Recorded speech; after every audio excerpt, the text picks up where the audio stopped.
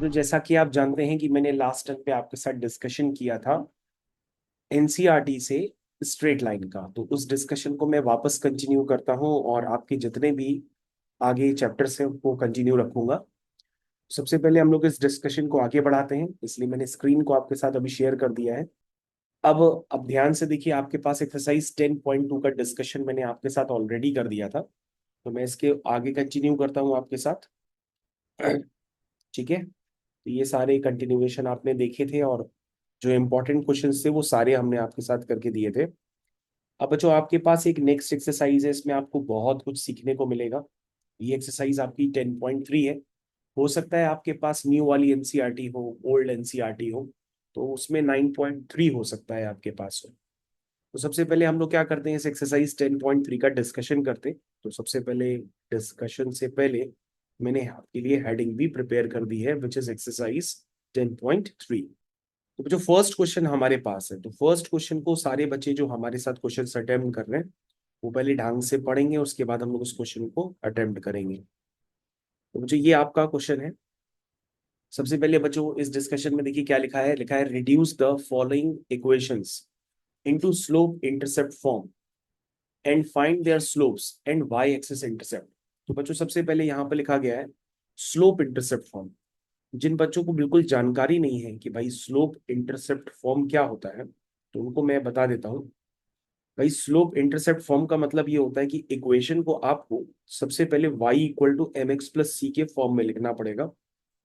जब आप इक्वेशन को y equal to M x plus C के फॉर्म में लिखोगे ना, तो जो आपका ये m है वो आपका स्लोप बन जाएगा, और जो c होता है बच्चों वो y एक्सिस इंटरसेप्ट होता है। ये आपको याद रखना होगा, ठीक है ना।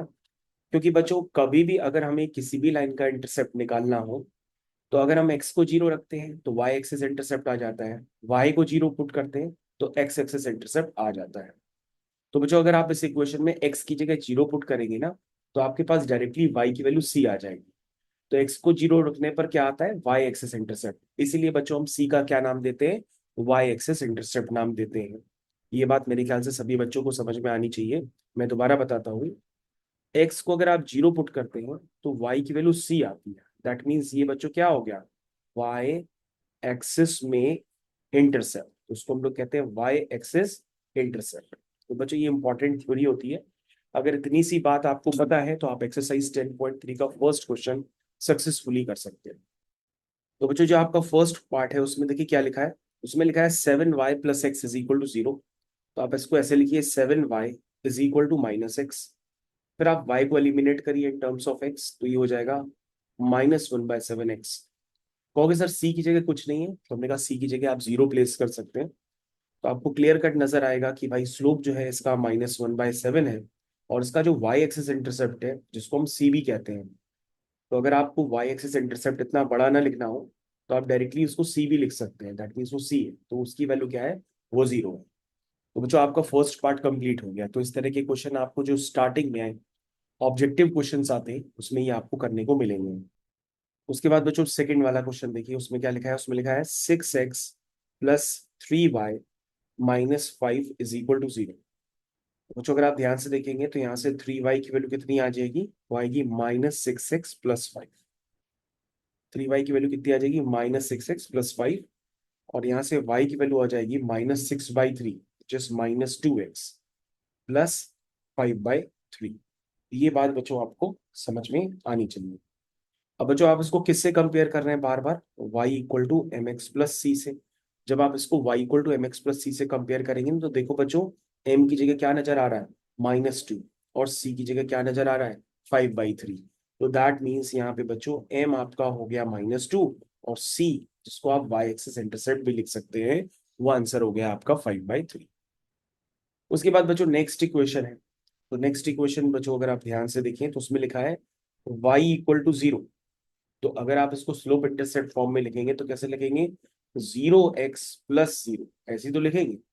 तो बच्चों अगर हम इसको y equal to M x plus C से कंपेयर करेंगे तो आपको यहाँ पे दिखाई देगा कि m यानी कि स्लोप भी 0 है, और जो c है वो भी क्या है, 0 है।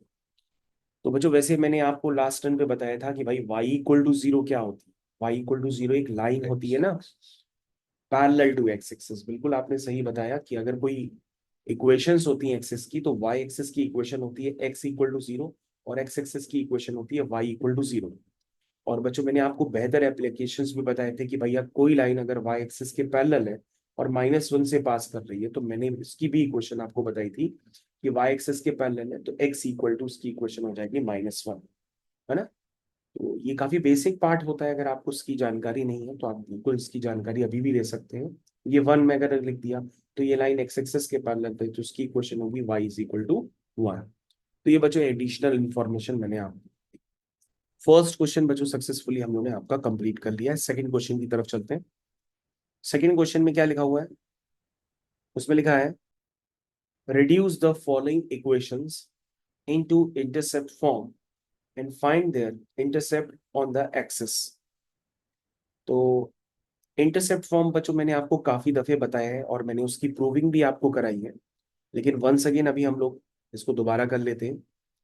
इंटरसेप्ट फॉर्म की जो इक्वेशन होती है बच्चों मैंने आपको बताई थी कि इंटरसेप्ट फॉर्म क्या होता है बेसिकली।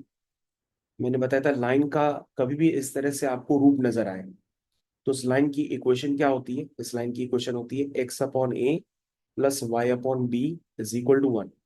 और बच्चों अगर एक्स एक्सिस इंटरसेप्ट निकालना हो तो वाई को जीरो, और एक्स एक्सिस इंटरसेप्ट निकालना हो तो वाई को जीरो, और वाई एक्सिस इंटरसेप्ट निकालना हो तो एक्स को जीरो करके निकाल सकते हैं। तो बच्चों ये वैल्यू होती है a, 0 और ये वैल्यू होती है 0, b।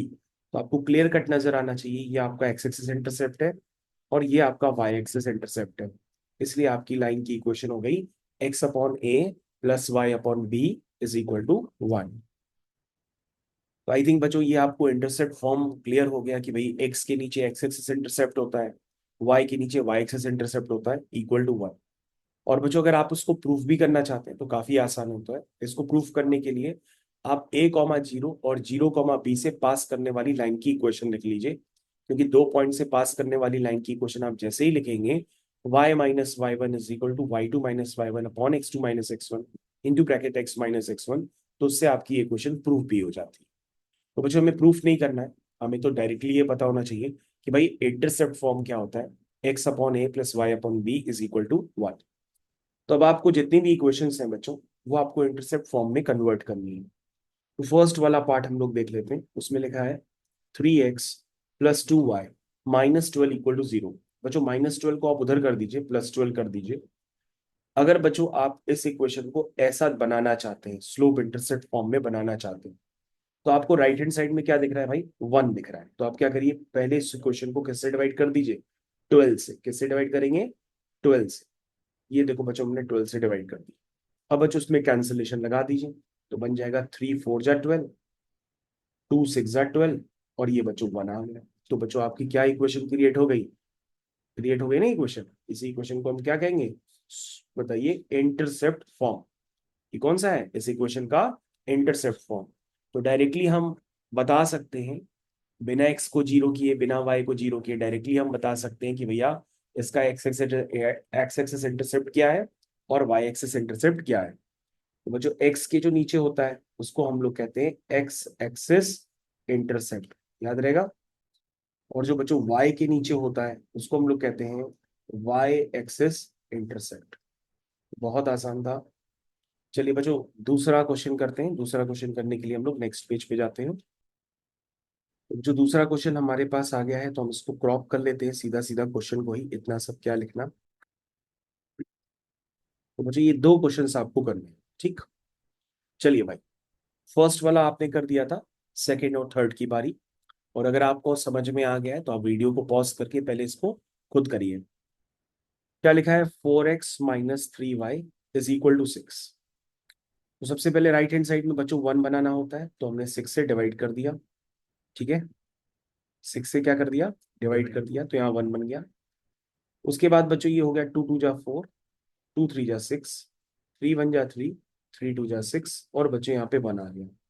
लेकिन बच्चों आप एग्जाम में ऐसे आंसर लिख के आ जाएंगे तो गलत हो जाएगा, इसको तरीके से लिखना पड़ेगा। आप क्या करिए, जो एक्स का कोफिशिएंट है वो स्टैंडर्ड इक्वेशन में 1 ही होता है, तो यहाँ पे 1 बनाने के लिए इसको 3/2 इस तरह से लिखिए। प्लस आगे देखिए बच्चों, यहाँ पर क्या होता है, y के नीचे लिखा हुआ है Y axis intercept, Y axis intercept आप क्या लिखेंगे, -2। अब ये बात समझिएगा, क्योंकि यहाँ पे माइनस था ना, तो प्लस इंटू माइनस फिर से क्या बन जाएगा, माइनस बन जाएगा। लेकिन बच्चों हम बीच में कोशिश करते हैं कि साइन कौन सा बनाए, प्लस साइन ही बनाए, ताकि हम इसको कंपेयर कर पाए किससे, स्लोप इंटरसेप्ट फॉर्म से। तो स्लोप इंटरसेप्ट फॉर्म क्या होता है, वो होता है X upon A plus Y upon B is equal to 1। तो बच्चों अब देखो, आपको दिखाई देने लगा होगा कि इसका एक्स एक्सिस इंटरसेप्ट कितना है, 3/2, और वाई एक्सिस इंटरसेप्ट कितना है, -2। तो इसी को कहते हैं बच्चों कि डायरेक्ट कंपेयर करके हमने एक्स एक्सेस और वाई एक्सेस इंटरसेप्ट निकाले। तो बच्चों हमको स्पेशली एक्स एक्सेस और वाई एक्सेस इंटरसेप्ट निकालने नहीं है, हमें इंटरसेप्ट फॉर्म में लिखना होता है। तो इंटरसेप्ट फॉर्म में तो हम पहले ही लिख चुके थे, तो ये आपका आंसर हो गया। उसके बाद बच्चों थर्ड वाला पार्ट देख करके कंफ्यूजन होता है, लेकिन हम लोग उसको ट्राई भी करते हैं। ये लिखा है 0x + 3y। बच्चों जो उधर +2 लिखा है ना, उस +2 को उधर ले जाओ, तो उधर जाके क्या हो जाएगा, -2। ठीक। अब देखो बच्चों, आपको समझ में आया मैंने क्या लिखा है, 0x + 3y is equal to -2। क्यों लिख रहे हैं, क्योंकि यहाँ पे x का कोफिशिएंट था नहीं, तो मैंने 0x लिख दिया।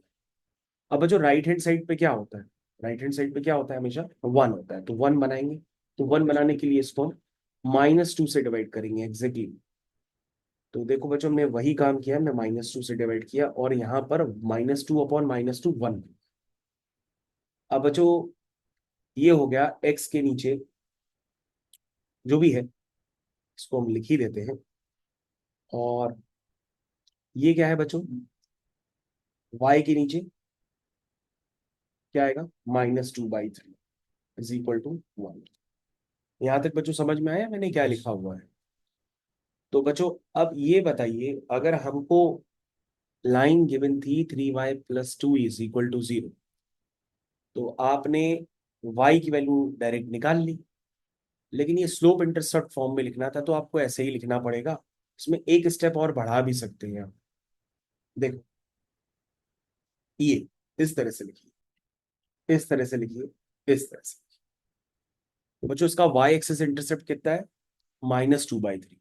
और अगर कोई पूछे x एक्सिस इंटरसेप्ट कितना है, तो आप बता नहीं पाओगे, क्योंकि आप लोग ने शायद 9th 10th में भी कम पढ़ा है। तो बच्चों आपको पता होना चाहिए, किसी रियल नंबर के नीचे अगर 0 आ जाता है, तो वैल्यू क्या हो जाती है, इन्फिनिटी हो जाती है। तो बच्चों -2 रियल नंबर है और उसके नीचे 0 है, तो वैल्यू क्या होगी, इनफाइनाइट। तो बच्चों एक्स एक्सेस इंटरसेप्ट इसका इनफाइनाइट है, और वाई एक्सेस इंटरसेप्ट कितना है, -2/3। तो अगर कोई पूछेगा तो आपको ये जवाब भी देना पड़ेगा, लेकिन ये पूछ नहीं रहा है, ये तो सिर्फ ये कह रहा था कि भैया स्लोप इंटरसेप्ट फॉर्म में लिखो। तो स्लोप इंटरसेप्ट फॉर्म में बच्चों इस तरह से लिखेंगे, सॉरी इंटरसेप्ट फॉर्म में लिखना है, तो इंटरसेप्ट फॉर्म में आप इस तरह से लिखेंगे। बच्चों इससे पहले जो मैंने आपको क्वेश्चन कराया था ना, वो स्लोप इंटरसेप्ट फॉर्म था, तो वो y = mx + c के फॉर्म में लिखते हैं। लेकिन इंटरसेप्ट फॉर्म का मतलब x/a + y/b is equal to 1 के फॉर्म में लिखते हैं। तो बच्चों ये वाला पार्ट भी आपका कंप्लीट हो चुका है। अब हम लोग चलते हैं दूसरे वाले पार्ट की तरफ। दूसरा वाला पार्ट क्या है, थर्ड वाला बच्चों आपके पास क्वेश्चन आ गया है।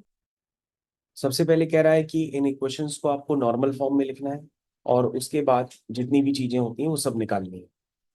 तो सबसे पहले हमारे पास क्वेश्चन नंबर 3 है, इसको हम कॉपी कर लेते हैं। तो नॉर्मल फॉर्म के लिए बच्चों आप तैयार हो जाइए, नॉर्मल फॉर्म अभी हम लोग समझने वाले हैं। ये आपका हो गया क्वेश्चन। देखिए क्या लिखा है इसमें, इसमें लिखा हुआ है बच्चों, reduce the following equations into normal form. तो नॉर्मल फॉर्म बच्चों क्या होता है, जैसे आपने पढ़ा ना कि स्लोप इंटरसेप्ट फॉर्म होता है y = mx + c, intercept form होता है x/a + y/b = 1। वैसे ही बच्चों normal form of a line होता है, उसको मैं एक बार डायग्राम से आपको समझा देता हूँ।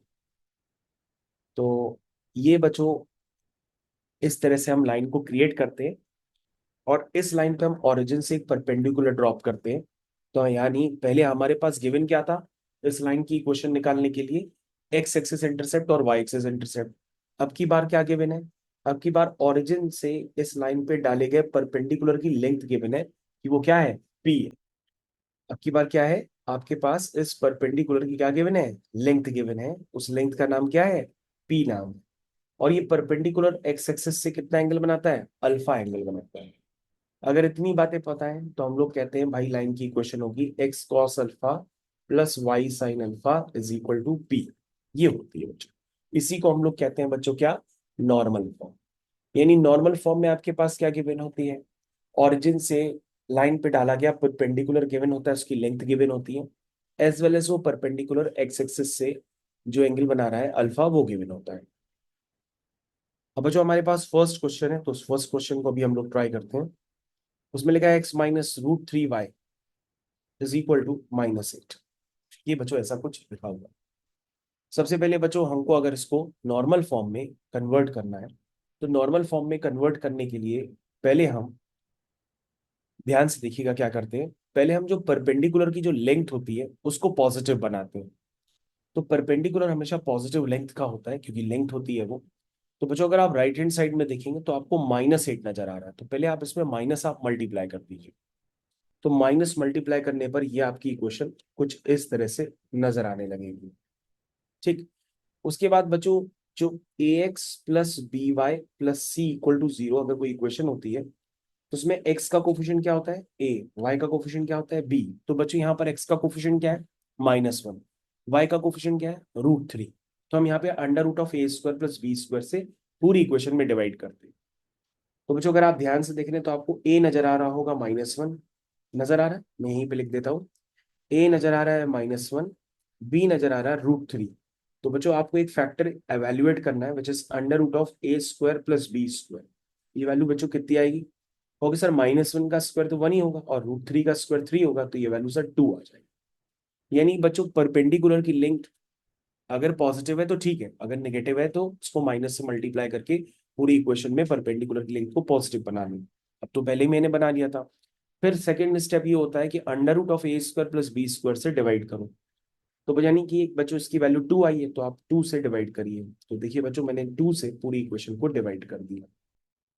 तो बच्चों ये इक्वेशन फाइनली क्या दिखने लगी, ये दिखने लगी -1/2x plus √3/2y is equal to 4। तो बच्चों एक फैक्टर तो आपका आ गया, दिस इज परपेंडिकुलर की लेंथ। तो बच्चों यहाँ से p क्या है, ऑरिजिन से डाले गए परपेंडिकुलर की लेंथ। तो आपने क्या इवेल्युएट कर लिया, यहाँ से आपने p तो तुरंत देख लिया, क्या देख लिया p। p कितना है 4। अब बच्चों आपको थोड़ी ट्रिग्नोमेट्री सोचनी पड़ेगी। आपको ये बताना पड़ेगा कि हम ऐसा कौन सा एंगल लें जिसमें कॉस अल्फा नेगेटिव हो और साइन अल्फा पॉजिटिव हो। क्योंकि बच्चों हमें कौन सा कंपेयर करना है, इसको बच्चों कंपेयर करना होता है X cos alpha plus Y sine alpha is equal to P से। तो पी तो 4 दिखाई दे रहा, लेकिन कॉस अल्फा की जगह क्या नजर आ रहा -1/2, साइन अल्फा की जगह क्या नजर आ रहा √3/2। तो कहोगे सर क्वेश्चन हो जाएगा। हमने कहा कैसे होगा, तुम सोच के बताओ। तुम कहोगे सर साइन अल्फा पॉजिटिव है कॉस अल्फा नेगेटिव है, तो दैट मीन्स आपको सेकेंड क्वाड्रेंट में रहना पड़ेगा। कहाँ रहना पड़ेगा, सेकेंड क्वाड्रेंट। बच्चों अगर आपने अभी तक ट्रिग्नोमेट्री नहीं पढ़ी है, एएसटीसी नहीं जानते हैं, तो उसका लेक्चर आप हमसे लेकर के अलग से जरूर देख लें। चलिए भाई, एएसटीसी तो बच्चों सेकेंड क्वाड्रेंट जो होता है ना उसमें साइन पॉजिटिव होता है, कॉस नेगेटिव होता है। तो दैट मीन्स आपको सेकेंड क्वाड्रेंट में एंगल बताना पड़ेगा। तो बच्चों वैसे आप बताइए कि साइन √3/2 कब होता है, साइन जो √3/2 होता है कौन से एंगल पे होता है, साइन 60 डिग्री पे। 60 डिग्री का मतलब, 60 डिग्री का मतलब होता है, क्या होता है रेडियंस के टर्म्स में, 60 डिग्री का मतलब होता है π/3। क्या होता है π/3। तो बच्चों साइन π/3 कितना होता है √3/2, ठीक है ना। तो आप क्या करोगे, आपको सेकेंड क्वाड्रेंट में जाना है, तो सेकेंड क्वाड्रेंट में क्या होता है पाई माइनस थीटा। तो sine of pi minus π/3 is sine π/3। तो ये वैल्यू √3/2 फिर से आ गई, लेकिन कौन से एंगल पे आई बच्चों, 2π/3 पे आई। उसके बाद बच्चों यहां पे भी देख लो, कॉस की वैल्यू हाफ कब होती है, तो तुम कहोगे सर 60 डिग्री पे। लेकिन हमको सेकंड क्वाड्रेंट में जाना है, तो हम क्या लिखेंगे cos of pi minus π/3 is minus cos π/3। तो यहां से बच्चों कितना आया ये कॉस 2π/3, और ये वैल्यू आ गई -हाफ। इसका मतलब बच्चों आपने एंगल पहचान लिया कि अल्फा यहाँ पर कितना है 120 है, ठीक है ना। यानी कि जब आप इस इक्वेशन को नॉर्मल फॉर्म में लिखेंगे ना तो आपको छोटा सा काम करना पड़ेगा कि अल्फा की जगह क्या रखनी पड़ेगी, वैल्यू लिखनी पड़ेगी। तो अल्फा की जगह वैल्यू आप क्या रखेंगे, 2 पाई बाई 3 भी लिख सकते हैं अगर आपको रेडियंस में लिखना है। वन आप डिग्री में लिख सकते हैं, which is x cos alpha plus Y sine alpha is equal to P. तो बच्चों ये आपका फुल एंड फाइनल आंसर हो गया, और पी की जगह आप क्या लिख देंगे, 4 लिख देंगे।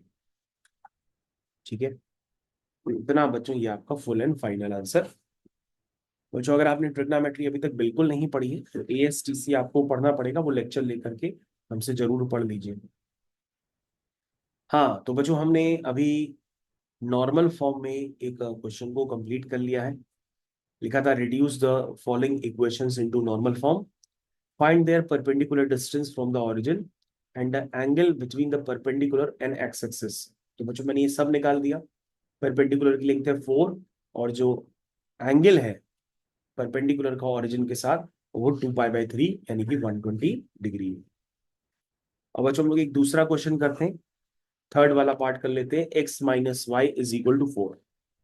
चलिए x minus Y is equal to 4, ये बच्चों थर्ड वाला पार्ट है।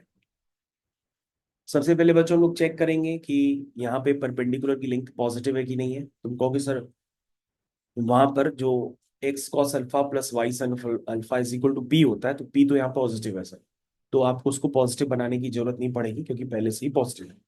अगला स्टेप क्या होता है sir, under root of A square plus B square से क्या करते हैं, डिवाइड करते हैं। तो ए कितना है 1, बी कितना है -1। तो sir under root of A square plus B square क्या हुआ, वो सर वो हो गया √2। तो पूरी क्वेश्चन को किससे डिवाइड करेंगे, √2 से। तो ये बच्चों हो गया 1/√2, फिर 1/√2, फिर 4/√2। तो ये बच्चों, अब बच्चों आपको इस क्वेश्चन को किससे कंपेयर करना होगा, कंपेयर करना होगा X cos alpha plus Y sine alpha is equal to P से कंपेयर करना पड़ेगा। तो बच्चों पी तो आपको ऐसे ही नजर आ गया ना, 4/√2।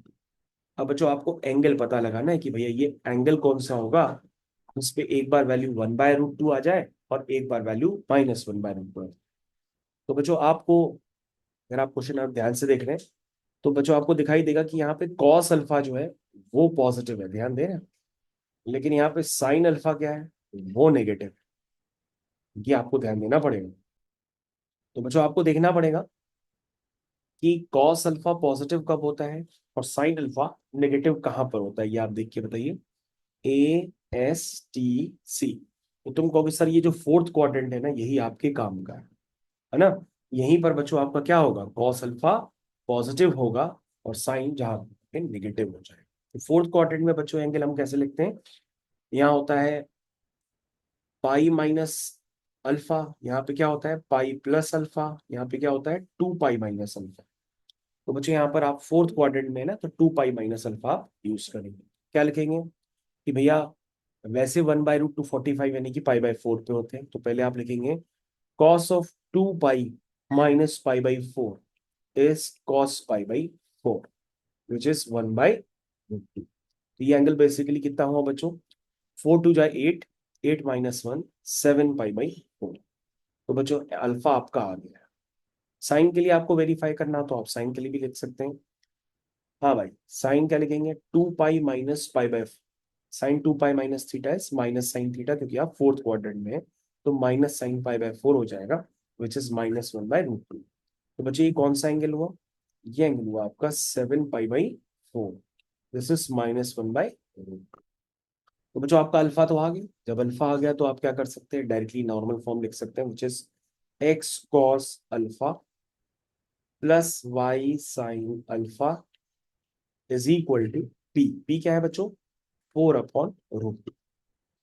बच्चों आपका फुल एंड फाइनल आंसर मैंने निकाल दिया, ये आपका फुल एंड फाइनल आंसर। तो बच्चों इसमें आपको सारे स्टेप्स समझ में आने चाहिए कि पहले परपेंडिकुलर की लेंथ को हम पॉजिटिव बनाते हैं, इक्वेशन को x cos alpha plus Y sine alpha is equal to P से कंपेयर करते हैं। परपेंडिकुलर की लेंथ को पॉजिटिव बनाना होता है हमेशा, इक्वल टू के उधर होता है परपेंडिकुलर। ठीक है, तो ये आपका क्वेश्चन कंप्लीट हो गया। और बच्चों अगर आप चाहें तो थर्ड क्वेश्चन का सेकंड पार्ट आप खुद से अटेम्प्ट करिएगा, ना आए तो हमसे कमेंट सेक्शन में लिख करके पूछ लीजिएगा। चलिए भाई, थर्ड क्वेश्चन कंप्लीट हो गया। उसके बाद बच्चों नेक्स्ट क्वेश्चन आता है हमारे पास, क्वेश्चन नंबर 4। हम लोग आ चुके हैं बच्चों क्वेश्चन नंबर 4 पे। देखिए क्या लिखा है इसमें, लिखा है find the distance of a point from the line, ऐसा कुछ गिवन है। ठीक है, तो जो इसका स्टैंडर्ड क्या होता है एक बार आप समझ लीजिए। एक पॉइंट की अगर लाइन से डिस्टेंस देखनी हो तो उसको हम लेंथ ऑफ परपेंडिकुलर भी कहते हैं। जैसे कोई पॉइंट है, वो है x1 y1, और कोई लाइन है ax+by+c=0।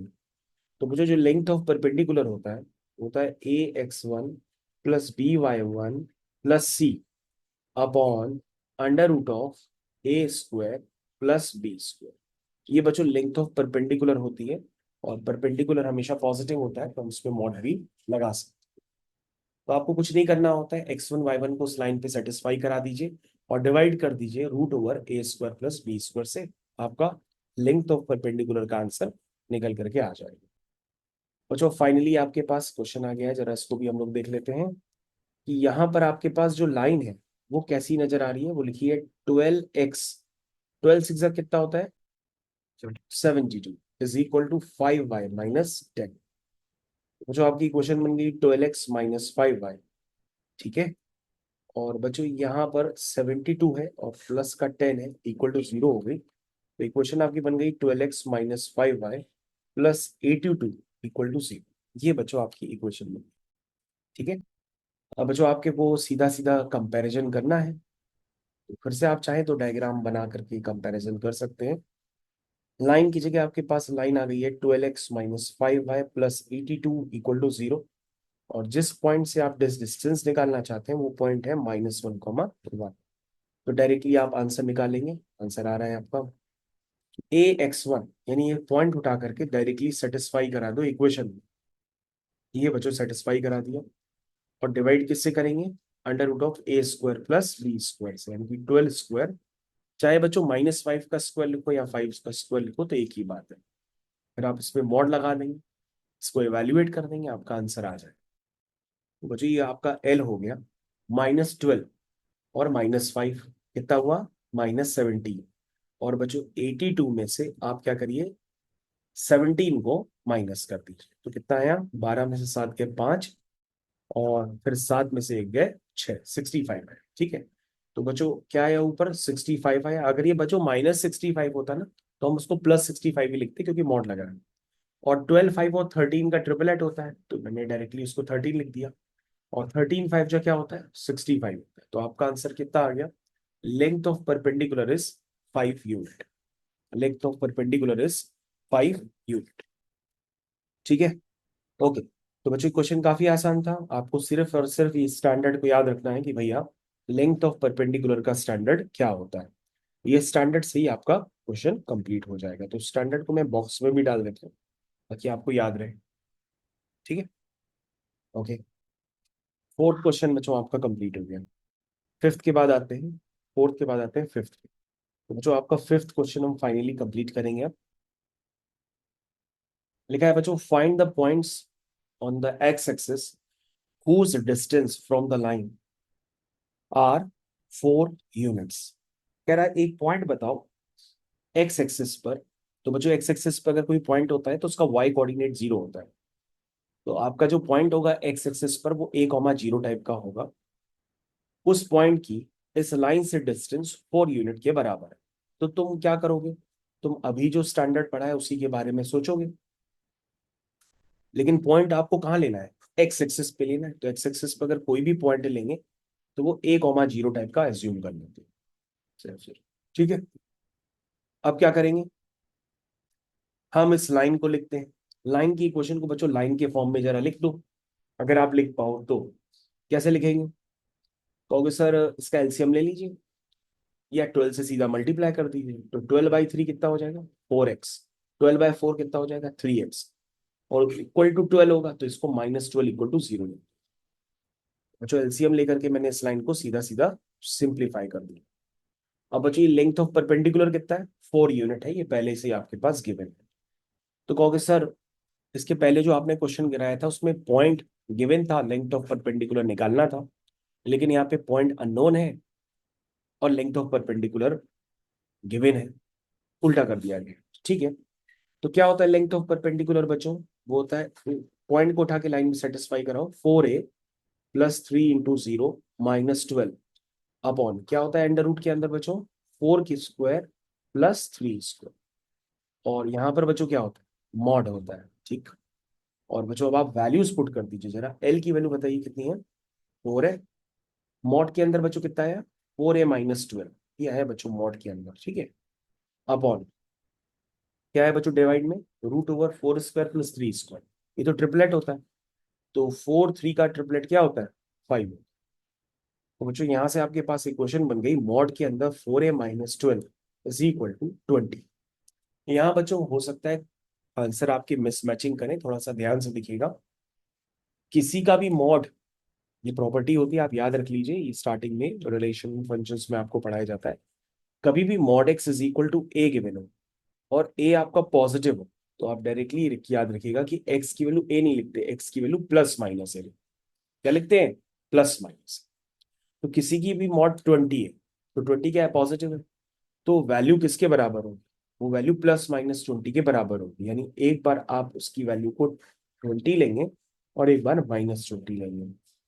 तो 4a कितना आ जाएगा 20 + 12 यानी कि 32। तो a कितना आ गया यहाँ से 8। यहाँ से बच्चों कितना आएगा -20 + 12, कितना हुआ -20 + 12, 10 में से 2 गए 8, ठीक है। और ये बच्चों -8 आएगा, ठीक है। कितना आएगा -8। ए कितना आ गया -2। तो बच्चों आपके दो आंसर हैं, यानी एक्स एक्सिस पर बच्चों 2 पॉइंट हो सकते हैं। एक पॉइंट हो सकता है 8,0 और दूसरा पॉइंट हो सकता है -2,। तो बच्चों ये आपका कौन सा हो गया क्वेश्चन नंबर 5। तो आपके स्टैंडर्ड लगातार बढ़ते चले जा रहे हैं। सबसे पहले आपने स्लोप इंटरसेप्ट फॉर्म देखा था y = mx + c, फिर आपने इंटरसेप्ट फॉर्म देखा x/a + y/b = 1। फिर आपने क्या देखा नॉर्मल फॉर्म देखा x cos α + y sin α = p। फिर आपने क्या देखा लेंथ ऑफ परपेंडिकुलर देखा मॉड के अंदर ax1 + by1 + c upon √a² + b², ठीक। तो क्वेश्चन नंबर 5 आपका सक्सेसफुली कंप्लीट हो गया है। 5 के बाद नेक्स्ट क्वेश्चन पे आते हैं, क्वेश्चन नंबर 6। तो बच्चों हम लोग क्वेश्चन नंबर 6 पे मूव कर चुके हैं। क्वेश्चन नंबर 6 को करने से पहले हम लोग यहाँ पे 2 मिनट का ब्रेक भी ले लेते हैं, उसके बाद यहाँ से कंटिन्यू करते हैं। तो बच्चों जैसा कि आप जानते हैं कि मैं आपके साथ एक्सरसाइज 10.3 का डिस्कशन कर रहा था, तो मैं उसी डिस्कशन को आपके साथ आगे बढ़ाता हूँ और इसको हम लोग कंटिन्यू करते हैं। पहले 6th वही करना है। ये आपके नोट्स हो गए। क्वेश्चन नंबर 6 को स्टार्ट करते हैं। ये है बच्चों क्वेश्चन नंबर 6। तो क्वेश्चन नंबर 6 में लिखा है बच्चों find the distance between the parallel lines. तो बच्चों आपने देखा कि भाई एक पॉइंट से एक लाइन पे डाले गए परपेंडिकुलर की लेंथ क्या होती है, ये इसके पहले लेक्चर में आपने देखा। अब बच्चों अगर आपके पास दो पैरेलल लाइंस तो उनके बीच की डिस्टेंस क्या होती है ये आपको देखना है। अभी मैंने आपके सामने दो पैरेलल लाइंस बनाई है, तो बच्चों अगर आप इनके बीच की जो डिस्टेंस देखेंगे वो कहीं से भी देखेंगे वो आपको सेम ही नजर आएगी, ठीक है ना। डिस्टेंस का मतलब बच्चों शॉर्टेस्ट डिस्टेंस होता है, shortest distance is always perpendicular distance. तो पहले बच्चों आप इसका स्टैंडर्ड समझ लीजिए। अगर आपके पास एक लाइन की इक्वेशन है ax + by + c = 0 या c1 = 0, दूसरी लाइन की इक्वेशन है ax + by + c2 = 0। कहोगे सर ये आपने क्या किया, हमने कहा हमने बेटा कुछ नहीं किया, हमने तो सिर्फ इतना बताया कि दोनों लाइंस पैरेलल लाइंस है, तो उसमें ax और by वाले टर्म्स क्या रहेंगे सेम रहेंगे। ax और by वाले टर्म्स क्या रहेंगे सेम रहेंगे, क्योंकि लाइन का स्लोप किस पे डिपेंड करता है -a/b पे। क्योंकि मैंने आपको बताया था ना कोई भी लाइन होती है अगर आप उसका स्लोप देखते हो तो स्लोप क्या होता है, स्लोप होता है minus coefficient of x upon coefficient of y, ये होता है स्लोप। ये होता है बच्चों किसी भी लाइन का स्लोप होता है। लेकिन बच्चों अगर दो लाइंस आपस में पैरेलल होती है ना तो उनके स्लोप क्या होते हैं वो सेम। तो स्लोप को सेम रखने के लिए मैंने ax + by वाले जो टर्म्स हैं वो दोनों में सेम रखे, कांस्टेंट को डिफर कर दिया। तो अगर पैरेलल लाइंस होंगी तो ax + by वाला टर्म सेम होना चाहिए। अब बच्चों अगर लाइंस पैरेलल हैं तो उनके बीच की जो डिस्टेंस होगी ना, चाहे आप कहीं से भी देखो, वो जो डिस्टेंस होती है वो होती है मॉड के अंदर c1 - c2 upon √a² + b। आप पूरे पे भी मॉड लगा सकते हैं, या ऊपर C1 माइनस C2 पे भी लगा सकते हैं। नीचे बच्चों मॉड इसलिए नहीं लगाते हैं क्योंकि वो स्क्वायर रूट में होता है, वो तो पॉजिटिव होता ही है स्क्वायर रूट का रिजल्ट, तो आप लगाओ चाहे ना लगाओ एक ही बात है ना। ये बच्चों स्टैंडर्ड होता है, इस स्टैंडर्ड पे बेस्ड आपका है क्वेश्चन नंबर 6। तो क्वेश्चन नंबर 6 को हम लोग कंप्लीट करेंगे, जरा ध्यान से देखिएगा सारे बच्चे। 6 क्वेश्चन का फर्स्ट पार्ट क्या लिखा है इसमें?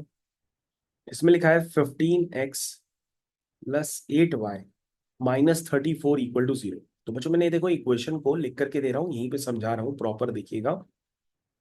15x plus 8y minus 34 is equal to 0। और दूसरी इक्वेशन है 15x plus 8y plus 31 is equal to 0। तो बच्चों अब यहाँ पे स्पेसिफिकेशन देखिए कि ax प्लस by वाले जो टर्म्स हैं वो दोनों में सेम है। ये आपने ध्यान दिया? क्यों भाई, ये ध्यान दिया कि नहीं दिया? तभी ये आपस में क्या है, पैरेलल है। लेकिन बच्चों अगर आप C1 देखेंगे तो यहाँ माइनस 34 है, और यहाँ C2 देखेंगे तो वो 31 है, क्योंकि हम इसको कंपेयर करते हैं ax plus by plus c equal to 0 से। तो C1 क्या है, C2 क्या है, आपको देखने लगा। बच्चों आप डायरेक्ट आंसर निकालिए। डायरेक्ट आंसर होता है दो पैरेलल लाइंस के बीच की डिस्टेंस, यानी मॉड के अंदर क्या लिखते हैं आप, C1 माइनस C2।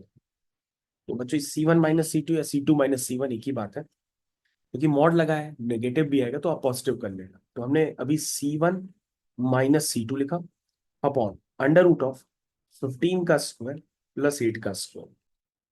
तो बच्चों मॉड के अंदर क्या आएगा, 4 और 1 5, और 3 और 3 6, माइनस 65 आया। तो मैं उसको प्लस ही लिख देता हूँ क्योंकि मॉड है। और बच्चों नीचे 15 और 8 का जो ट्रिपलेट होता है, जैसे 3 4 5 होता है, ट्रिपलेट होता है ना, 12 5 13 होता है, वैसे ही बच्चों हमारे हिसाब से अगर आप 225 और 64 को मन में ऐड करोगे ना, ये 289 आपको नजर आएगा। और 289 बच्चों क्या होता है, 17 के लिए होता है। ये 17 का स्क्वायर है, तो नीचे क्या आएगा बच्चों, 17। और नीचे 17 आ गया तो आपका ये फुल एंड फाइनल आंसर आ गया। बोलो भाई, ये बात समझ में आई कि ये वैल्यू कितनी निकल के आई? ये वैल्यू निकल के आई 65/17 यूनिट्स। ये बच्चों आपका क्वेश्चन कंप्लीट हो गया। चलिए अगले वाले क्वेश्चन की तरफ बढ़ते हैं। ये बच्चों अगला क्वेश्चन हो गया। चलिए बच्चों अगले वाले क्वेश्चन की तरफ बढ़ते हैं। क्या लिखा है, LX plus MY plus P equal to 0। ये आपकी फर्स्ट इक्वेशन हो गई। दूसरी इक्वेशन हो गई LX, बच्चों ध्यान से देखिएगा। अगर आप यहाँ पर फर्स्ट इक्वेशन देखेंगे, हम उसको रीराइट कर रहे हैं, वो है L times x plus y plus p equal to 0। और दूसरी इक्वेशन है L times x plus y minus r is equal to 0। ये है बच्चों। आप अगर आप अभी भी ध्यान से देख रहे हैं तो यहाँ पर आपको दिखाई देगा कि भैया LX प्लस LY लिखा हुआ है, और नीचे भी LX प्लस LY लिखा हुआ है, यानी AX प्लस BY वाले टर्म्स बच्चों क्या है, सेम है। तो इसका मतलब ये पैरेलल लाइंस हो रहा है, और पैरेलल लाइंस हो गई तो हम इनके बीच के डिस्टेंस निकाल सकते हैं। तो अगर आप अब आप पूरा लिखना चाहें तो लिख सकते हैं, क्योंकि अब आपको समझ में आने लगा होगा।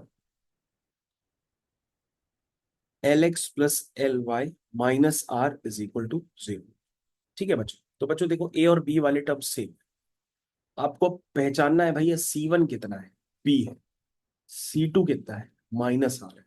डायरेक्ट आंसर लिखते हैं। मॉड के अंदर क्या होता है, C1 minus C2, minus minus plus r हो जाएगा, whole divided by under root of A square plus B square. बच्चों ए भी एल है और बी भी एल है, तो ये हो जाएगा L square plus L square. तो बी प्लस आर, और नीचे क्या आया, L square plus L square, 2L square, यानी एल तो बाहर आ जाएगा, अंदर 2 रह जाएगा, एल रूट। तो ये बच्चों आपका क्या हो जाएगा, फुल एंड फाइनल आंसर। तो बच्चों आपने सक्सेसफुली देख लिया होगा भैया, दो लाइंस अगर पैरेलल लाइंस होती हैं तो उनके बीच की डिस्टेंस हम कैसे इवेल्युएट करते हैं। उसके बाद बच्चों नेक्स्ट क्वेश्चन आ गया है। Next question is question number 7। तो अभी हम लोग क्वेश्चन नंबर 7 का कंप्लीट डिस्कशन करने वाले हैं। वंस अगेन बच्चों ये डिस्कशन का पार्ट 2 है, क्योंकि अभी हमने सेम एक्सरसाइज का इससे पहले एक वीडियो आपको बना के दिया है। 7th, find equation of a line parallel to a line this and passing through the point this. तो कह रहा है बच्चे एक लाइन की इक्वेशन निकाल लो, वो एक गिवन लाइन के पैरेलल है, ठीक है ना, और आपकी जो रिक्वायर्ड लाइन है वो किसी पॉइंट से पास करती है, पॉइंट है -2,3 और रिक्वायर्ड लाइन एक लाइन के पैरेलल है, तो ये जिसके पैरेलल है उसकी इक्वेशन ये है। तो बेटा इसका स्लोप कितना होगा? स्लोप होता है minus coefficient of x, coefficient of x 3 है अपॉन कोफिशिएंट ऑफ वाई -4 है, तो बेटा इसका स्लोप हो जाएगा 3/4। और बच्चों मैंने आपको बताया है कि भाई पैरेलल लाइंस का स्लोप क्या होता है? इक्वल होता है। परपेंडिकुलर लाइंस का स्लोप क्या होता है? उनका प्रोडक्ट -1 होता है। तो बच्चों अगर इसका स्लोप m है तो उसका भी स्लोप क्या हो जाएगा? m हो जाएगा, विच इज इक्वल टू 3/4। तो बच्चों आप इस रिक्वायर्ड लाइन की इक्वेशन लिख सकते हैं क्योंकि आपको फिक्स पॉइंट पता है और स्लोप भी पता है। इक्वेशन होगी y-y1 is equal to m times x minus x1। ये बच्चों आपका x1 y1 पॉइंट है। x1 -2 है तो माइनस माइनस +2 है। ये बच्चों आपका आंसर है। आप चाहें तो उसको सिंप्लीफाई भी कर सकते हैं वरना एज इट इज छोड़ सकते हैं। सिंप्लीफाई करेंगे तो ये बन जाएगा 4y-12 is equal to 3x + 6। That means ये बन जाएगा 3x - 4y + 6 + 12 is equal to 0। 3x - 4y + 18 is equal to 0। ये बच्चों आपका क्वेश्चन नंबर 7 कंप्लीट। 7 के बाद बच्चों आपका आ गया क्वेश्चन नंबर 8।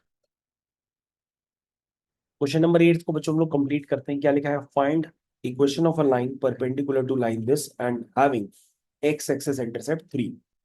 तो बच्चों किसी भी लाइन का x एक्सिस इंटरसेप्ट 3 है तो उसका मतलब वो किस पॉइंट से पास कर रही होगी? 3,0 से। देखिए भाई, x एक्सिस इंटरसेप्ट अगर उसका बच्चों 3 यूनिट है तो अगर आप उसको डायग्राम में देखेंगे तो लाइन कहीं से भी जा सकती है लेकिन 3,0 से जरूर पास करेगी क्योंकि उसका x एक्सिस इंटरसेप्ट कितना है? 3। कोई भी लाइन हो सकती है। ध्यान से देख रहे हैं आप? तो उसका एक्स एक्सिस इंटरसेप्ट कितना है? 3। तो उसका मतलब वो कहाँ से पास जरूर करेगी? 3,0 से पास जरूर करेगी। तो आपको पॉइंट पता पड़ गया, वो फिक्स पॉइंट जिससे वो पास कर रही है, और फिक्स पॉइंट को आप x1 y1 लिख लीजिए। फिर ये कह रहा है कि भाई जो आपकी रिक्वायर्ड लाइन है वो परपेंडिकुलर है एक दूसरी लाइन की। तो दूसरी लाइन बच्चों क्या है? x - 7y + y = 0। तो बच्चों हमको ऐसा लगता है कि हम डायग्राम में थोड़ा सा एग्जैक्ट बनाने की कोशिश करें तो, है ना, ये बच्चों वो लाइन हो सकती है। और आपकी रिक्वायर्ड लाइन इसके साथ कैसा एंगल बना रही है? 90 डिग्री का, क्योंकि दोनों क्या है? परपेंडिकुलर है। तो बच्चों इसका स्लोप मान लीजिए m1 है, इसका स्लोप मान लीजिए m2 है। परपेंडिकुलर लाइंस के स्लोप का प्रोडक्ट -1 होगा। इसको सॉल्व कर लेते हैं। इसका स्लोप बच्चों कितना है? Minus coefficient of x upon coefficient of y 1/7। तो बच्चों क्या लिखोगे? m1 into m2 is equal to -1। तो यहाँ से बच्चों m2 आ जाएगा आपका -7। और बच्चों अगर आपका m2 आ गया यानी कि रिक्वायर्ड लाइन का स्लोप आ गया, वो किससे पास कर रही है? 3,0 से। ये पॉइंट बन जाएगा x1 y1। स्लोप आपको पता है, लाइन की इक्वेशन आप लिखेंगे y-y1 is equal to m times x minus x1। ये बच्चों आपका फाइनल आंसर हो जाएगा। इसको आप चाहे तो सिंप्लीफाई भी कर सकते हैं। तो ये हो जाएगा y is equal to -7x + 21। ठीक है, ये आपका फुल एंड फाइनल आंसर है। तो बच्चों जहां पर आंसर मैं लिखता हूँ वहां पे हाईलाइटर चला देता हूँ ताकि आपका ध्यान चला जाए। एट्थ एट्थ क्वेश्चन बच्चों कंप्लीट हो गया। 6 7 8 कंप्लीट। नाइन्थ क्वेश्चन की तरफ बढ़ रहे हैं।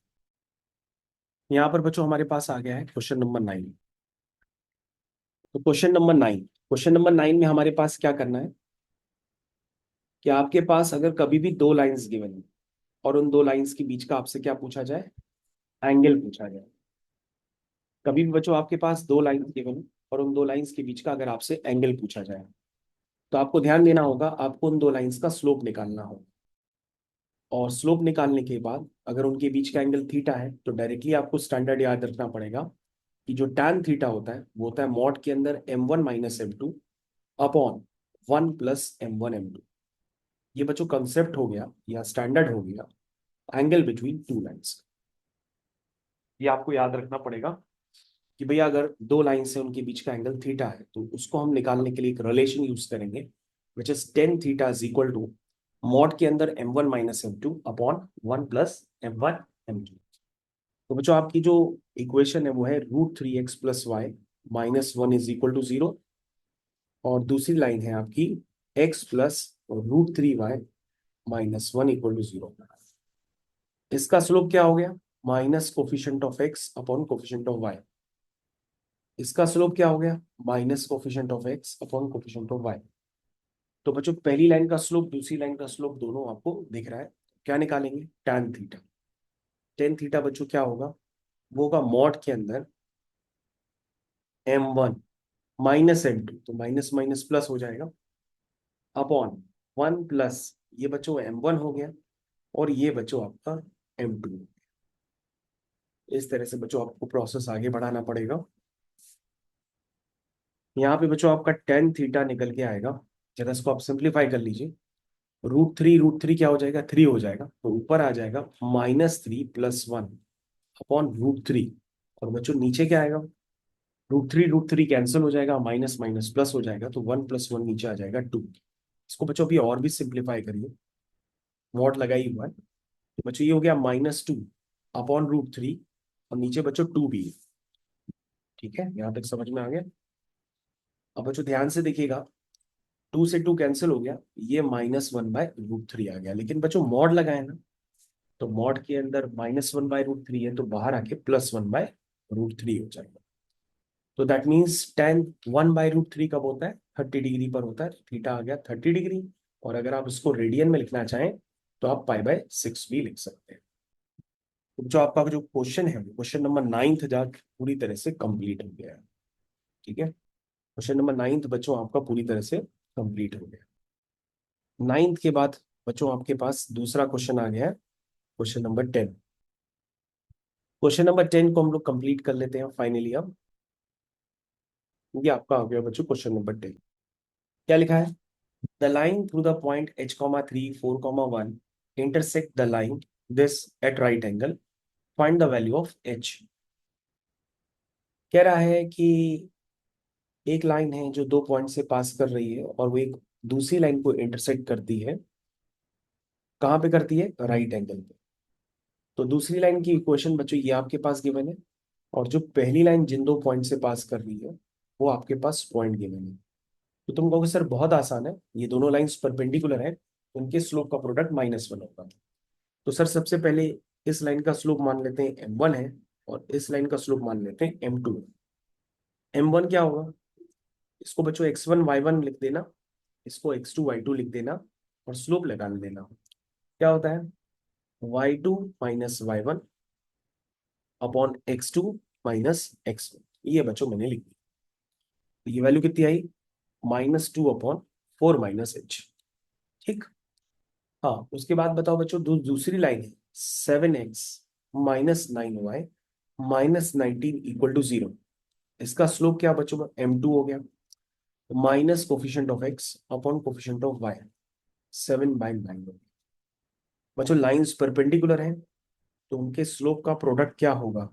-1। तो m1 आ गया -2 अपॉन 4 - h, m2 हो गया 7/9, m1 m2 is equal to -1। तो बच्चों यहाँ पे क्या होगा? माइनस से माइनस कैंसिल हो जाएगा। अब आप इसको धीरे धीरे सिंप्लीफाई कर लीजिए। तो ये हो जाएगा 7 × 2 = 40, और क्रॉस मल्टीप्लाई कर देंगे तो 9 टाइम्स ये 4 - h हो जाएगा। तो ये हो जाएगा 14 इज इक्वल टू 9 4 जा 36 -9h। ठीक है, तो h बच्चों आपको निकालना है, तो आप लिखिए 9h इज इक्वल टू 36 - 14, यानी कि 9h कितना आ गया? 6 में से 4 गया 2, 3 में से 1 गया 2। ठीक है, यानी बच्चों आपका h निकल करके आ गया, कितना आया? 22/। ये आपका बच्चों फुल एंड फाइनल आंसर निकल करके आ गया। तो जो क्वेश्चन नंबर 10 भी मैंने आपका सक्सेसफुली कंप्लीट कर दिया। हर क्वेश्चन में आपको कुछ ना कुछ सिखाने की कोशिश की है। तो क्वेश्चन नंबर 10 बच्चों आपका कंप्लीट हो गया फाइनली।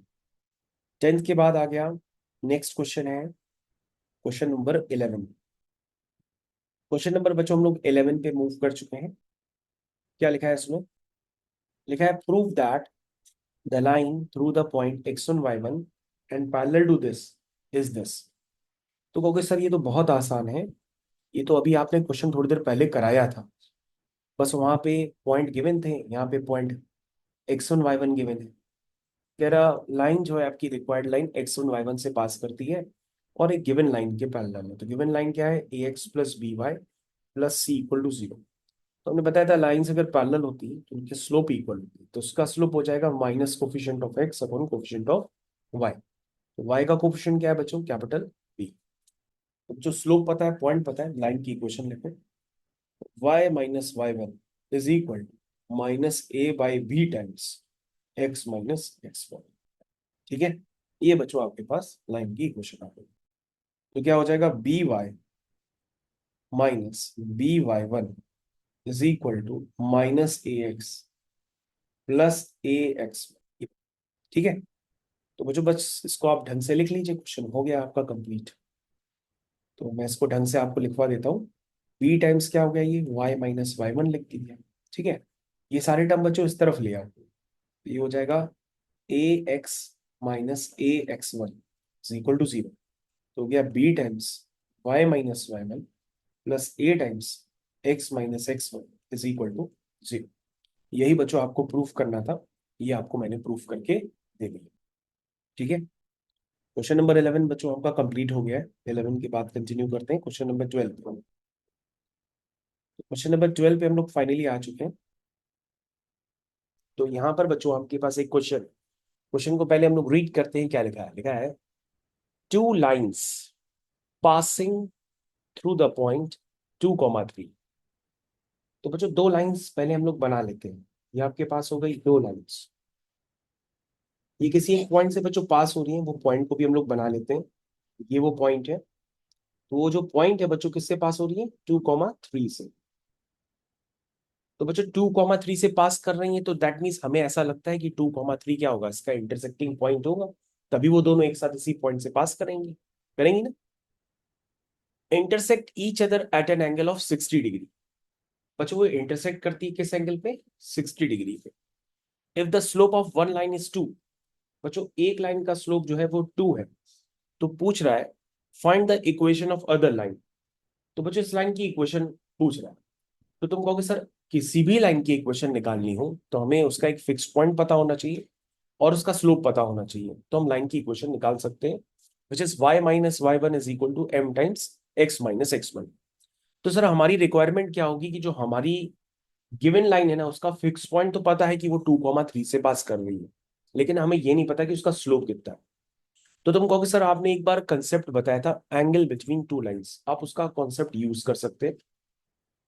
सबसे पहले आप यस बताओ बेटा क्या होता है फॉर्मूला। यस बेटा, सबसे पहले आपको पता होना चाहिए अगर दो लाइंस पैरेलल होती हैं तो उनके स्लोप इक्वल होते हैं, that is m1 is equal to m2।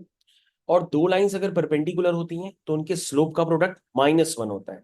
लेकिन ध्यान दीजिएगा कि परपेंडिकुलर का मतलब होता है 90 डिग्री। यहां पर बच्चों लाइंस पैरेलल भी नहीं है और उनके बीच का एंगल 90 डिग्री भी नहीं है, तो यहां पर हमको जनरल कॉन्सेप्ट यूज करना पड़ेगा एंगल बिटवीन टू लाइंस का। तो जिन बच्चों को एंगल बिटवीन टू लाइंस का कॉन्सेप्ट पूरा नहीं पता है, तो मैं इनको एक बार ब्रीफ कर देता हूं कि उसके लिए क्या करना होता है। सबसे पहले बच्चों आप यहाँ पे शॉर्ट में फिर से समझने की कोशिश करिए। जैसे आपके पास एक लाइन ये है, समझिएगा जरा, और दूसरी लाइन बच्चों ये मैंने दो लाइंस आपको बनाई। ठीक, इस लाइन का जो एंगल है बच्चों ये अल्फा है, इस लाइन का एंगल बच्चों ये बीटा है। हमें एंगल बिटवीन टू लाइंस यानी ये एंगल चाहिए। तो बच्चों आपको क्लियर कट ये समझ में आ रहा होगा कि अगर कोई भी लाइन एक्स एक्सिस से एंगल बनाती है तो उसका स्लोप क्या हो जाएगा, tan अल्फा। इसका स्लोप क्या हो जाएगा, tan बीटा, क्योंकि एक्स एक्सिस से एंगल क्या बन रहा है, बीटा। क्योंकि बच्चों मैंने आपको सिखाया था ना कि भाई कोई भी लाइन एक्स एक्सिस से एंटी क्लॉकवाइज डायरेक्शन में जो भी एंगल बनाती है उसको हम लोग क्या कहते हैं, उसका tan लेने पर हमारे पास क्या आ जाता है, स्लोप आ जाता है। ये बात तो आपको पता ही है। तो ये स्लोप हो गया m1, ये हो गया स्लोप m2। लेकिन हमें क्या चाहिए, हमें दोनों लाइंस का एंगल पता है, नहीं दोनों लाइंस का स्लोप पता है। दैट मीन्स हमें इनके बीच का एंगल चाहिए, तो ये बच्चों को एंगल चाहिए। और अगर आप ये एंगल ध्यान से देखेंगे तो बच्चों आपको यहां पर नजर आएगा कि भाई ये जो ट्रायंगल है ना, ये एक ट्रायंगल का एक्सटीरियर एंगल है अल्फा। क्या एंगल, अल्फा।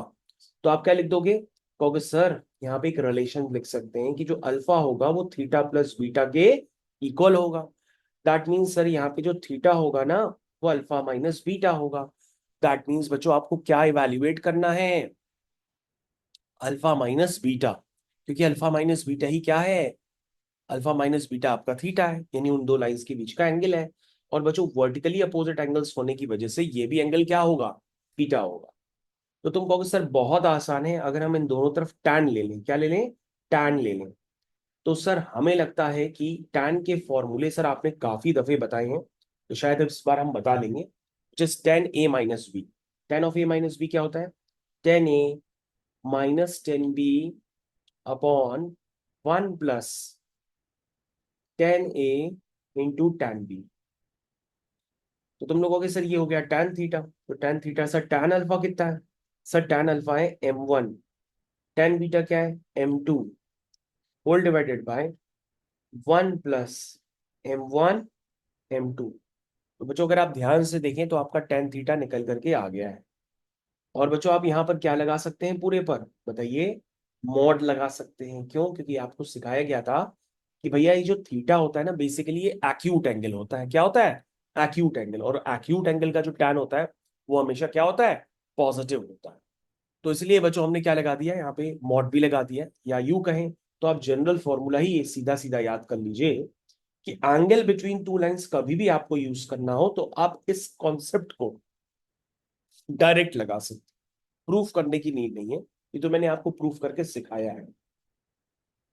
तो कहोगे सर अब तो ये क्वेश्चन हो जाएगा, क्योंकि हम यहाँ पे कॉन्सेप्ट लगा देंगे एंगल बिटवीन टू लाइंस का। तो एंगल बिटवीन टू लाइंस कितना है, 60 डिग्री। तो आप क्या लिखेंगे, टैन, लिखना स्टार्ट करिए भाई सारे बच्चे, लिखेंगे tan 60 is equal to mod के अंदर क्या लिखोगे, m1 माइनस m2। तो बच्चों m2 को आप m मान लीजिए, ठीक है, चलिए m1 माइनस m2, या मॉड लगाए ना, कुछ भी लिख दो, या 2 माइनस m या m माइनस टू, एक ही बात पड़ेगी मॉड हटाने के बाद। तो m1 minus m2 upon one plus m1 m2। क्या ये बात सबको समझ में आ रही है, नोटेशन बच्चों थोड़े मैं सही कर देता हूँ। ये हो गया आपका m1, ये हो गया m2, m2 माइनस m1 भी लिख सकते हैं, m1 माइनस m2 भी लिख सकते हैं, कुछ भी लिख सकते हैं। तो क्या होता है बच्चों, वन प्लस m1 m2 होता है ना। तो यहां तक तो आप पहुंच गए, चेक करिए, m1 minus m2 upon one plus m1 m2। बच्चों टेन 60 की वैल्यू आप हमको बताओगे कितनी होती है, कहोगे सर √3 होती है। तो ये क्या हो गया, मॉड के अंदर m minus two upon one plus two है।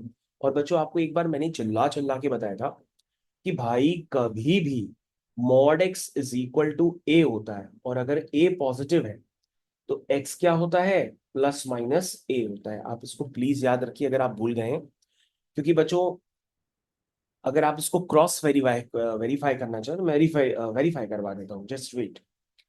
जैसे बच्चों अगर किसी ने लिख दिया, कोई भी बालक है, मान लीजिए उसने धरती पे लिख दिया कि सर मॉड x बराबर 2 है, तो तुम कहोगे सर 2 पॉजिटिव है, तो x क्या होगा, प्लस माइनस 2। तो बच्चों ये समझ में आना चाहिए ना कि भाई आपके पास ओरिजिनल इक्वेशन ये थी, आप इसका सॉल्यूशन बता रहे हो कि प्लस 2 भी है माइनस 2 भी है।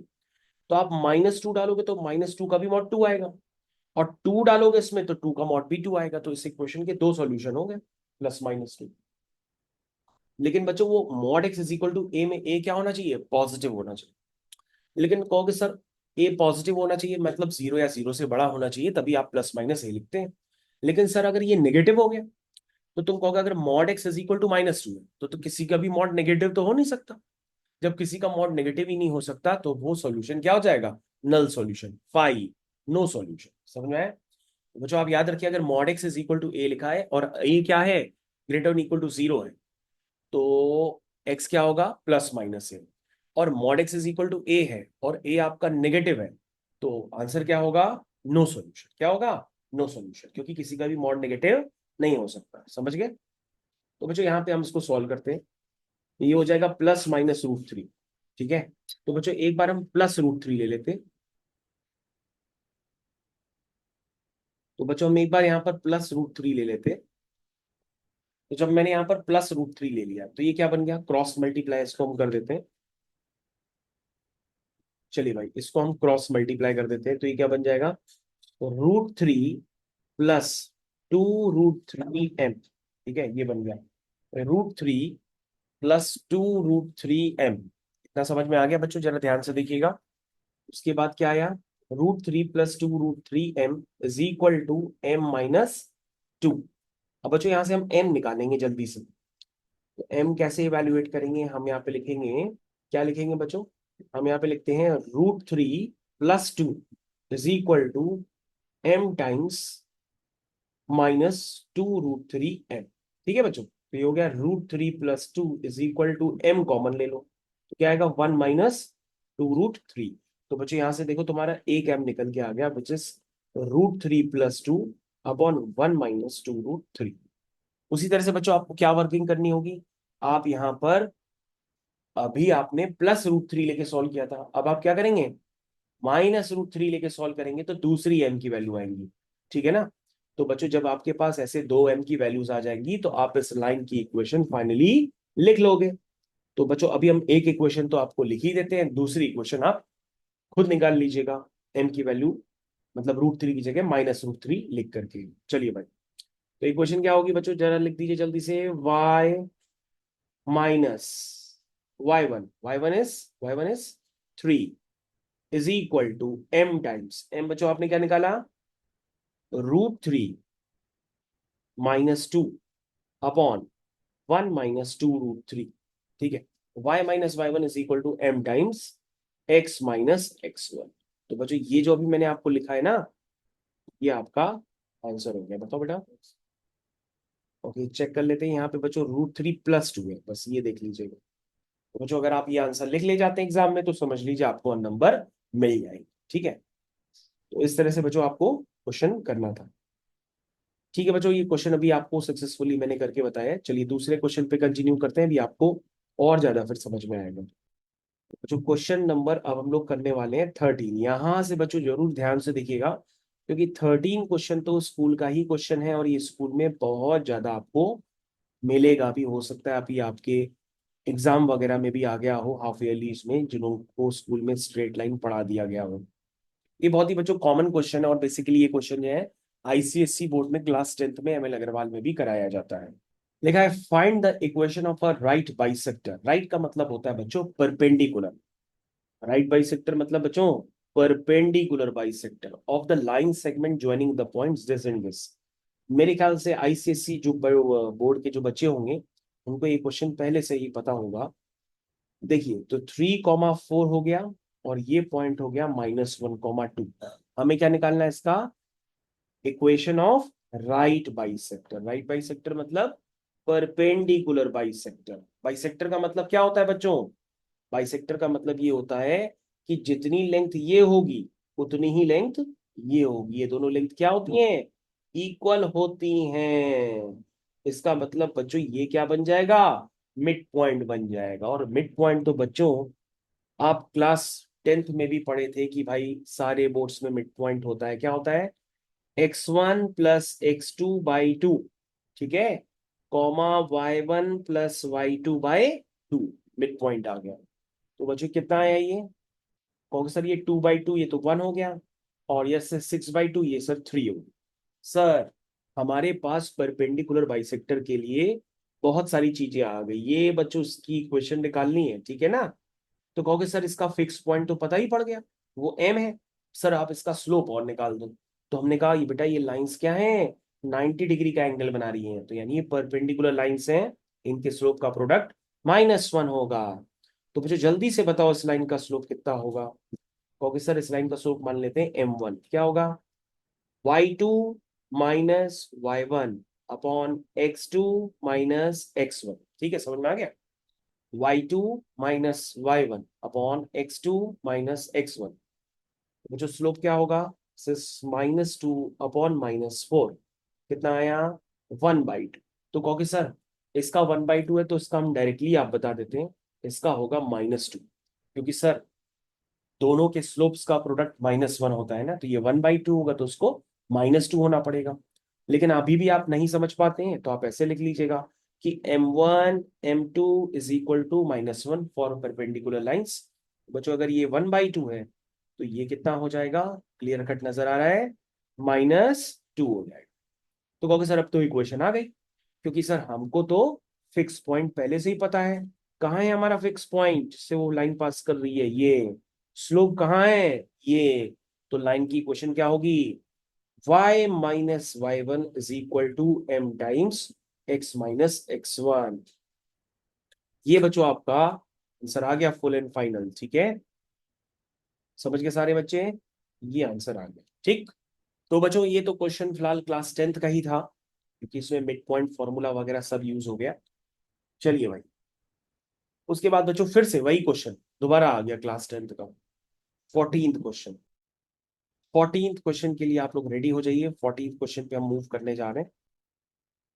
तो ये बड़े बेहद इंपॉर्टेंट क्वेश्चंस मान के चलिए, क्योंकि अगर आप 11th के भी अपने स्कूल के एग्जाम्स देंगे ना, तो टीचर यहीं आसपास ही क्वेश्चंस बनाता है इसकी। चलिए भाई, क्या लिखा है, find the coordinates of the foot of perpendicular from the point two the line. तो बच्चों एक कंसेप्ट होता है जेई वाले बच्चों के लिए, वो भी काम कर सकता है, लेकिन जो जेई वाला कंसेप्ट होता है ना, अगर वो लगा दोगे तो टीचर स्कूल में काट देगा। तो पहले मैं मेथड नंबर 1 बताता हूँ जो स्कूल वाले मेथड से चलेगा, फिर मेथड नंबर 2 बताता हूँ जो जेई वाले मेथड से चलेगा। तो आप दोनों के लिए रेडी हो जाओ। चलिए, सबसे पहले मेथड नंबर 1, कौन सा, स्कूल वाला मेथड। कैसा, स्कूल वाला मेथड। और फिर लगाएंगे जेई वाला मेथड। ठीक, जो ऑब्जेक्टिव क्वेश्चंस में आपका आंसर जल्दी निकाल के दे देगा। तो बच्चों कौन सा पॉइंट है, -1, 3, इस पॉइंट को मान लो पी। कौन सी लाइन है, 3x - 4y -16 = 0। क्या निकालना है, इसका फुट, माई फुट नहीं, इसका फुट, यानी कि परपेंडिकुलर का फुट। ठीक है ना। तो तुम कहोगे सर बहुत आसान है, आपको ये फुट निकालना है, आप उसको कुछ एज्यूम कर लो, a, b। तो तुम कहोगे सर ये a, b पता है क्या है सर, वो सर इस लाइन और इस लाइन का इंटरसेक्टिंग पॉइंट भी है। तो सर इंटरसेक्टिंग पॉइंट जो होता है ना, वो दोनों इक्वेशंस को क्या करता है, सेटिस्फाई भी करता है। तो सर a, b किसको सेटिस्फाई करेगा, लाइन की इक्वेशन को। तो लाइन की इक्वेशन में a, b पुट कर दो, तो एक इक्वेशन बन जाएगी 3a - 4b -16 = 0। बोलो भाई समझ में आया ना सबको, ये आपकी होगी फर्स्ट इक्वेशन। समझ में आ गया। अब ध्यान से देखो बच्चों, तुम फिर से कहोगे कि सर लाइन परपेंडिकुलर है, तो सर इसके स्लोप और इसके स्लोप का प्रोडक्ट क्या होगा, -1। तो सर m1 का स्लोप अभी आपको बताता हूं, ठीक है ना। आप इन दोनों में से किसी भी एक पॉइंट को x1y1 x2y2 मान लीजिए। तो हम लगा देते हैं y2 - y1, ध्यान दीजिएगा भाई, y2 - y1 upon x2 - x1। ठीक, अब बच्चों दूसरी लाइन का स्लोप बताओ।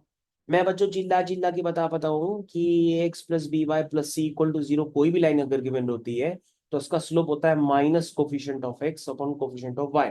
और अगर आपको नहीं याद है, आप भूल गए हैं, तो आप इसको याद रखिए कि लाइन की इक्वेशन से आप डायरेक्ट स्लोप लिख सकते हैं।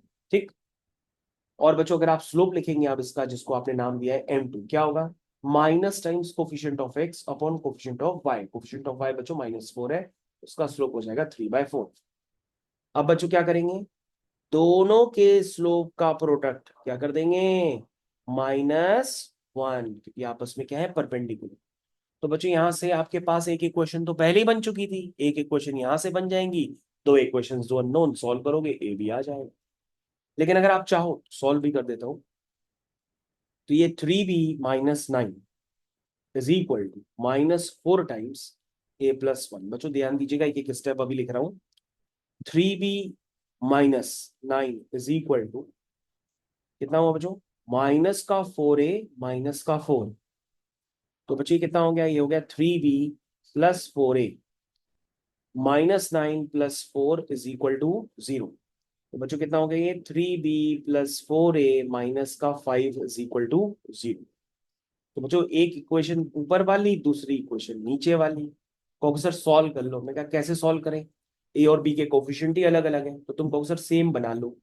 सेम बना ले, सेम बना लें। तो एक काम करो, नीचे बी का कोफिशिएंट क्या है 3, ऊपर बी का कोफिशिएंट क्या है 4। तो कहोगे सर ऊपर मल्टीप्लाई कर दीजिए 3 का, नीचे मल्टीप्लाई कर दीजिए 4 का। तो चलो पहले ए वाला टर्म लिखना, 4 × 4 = 16, 4 × 3 = 12b, 4 × 5 = 20 = 0।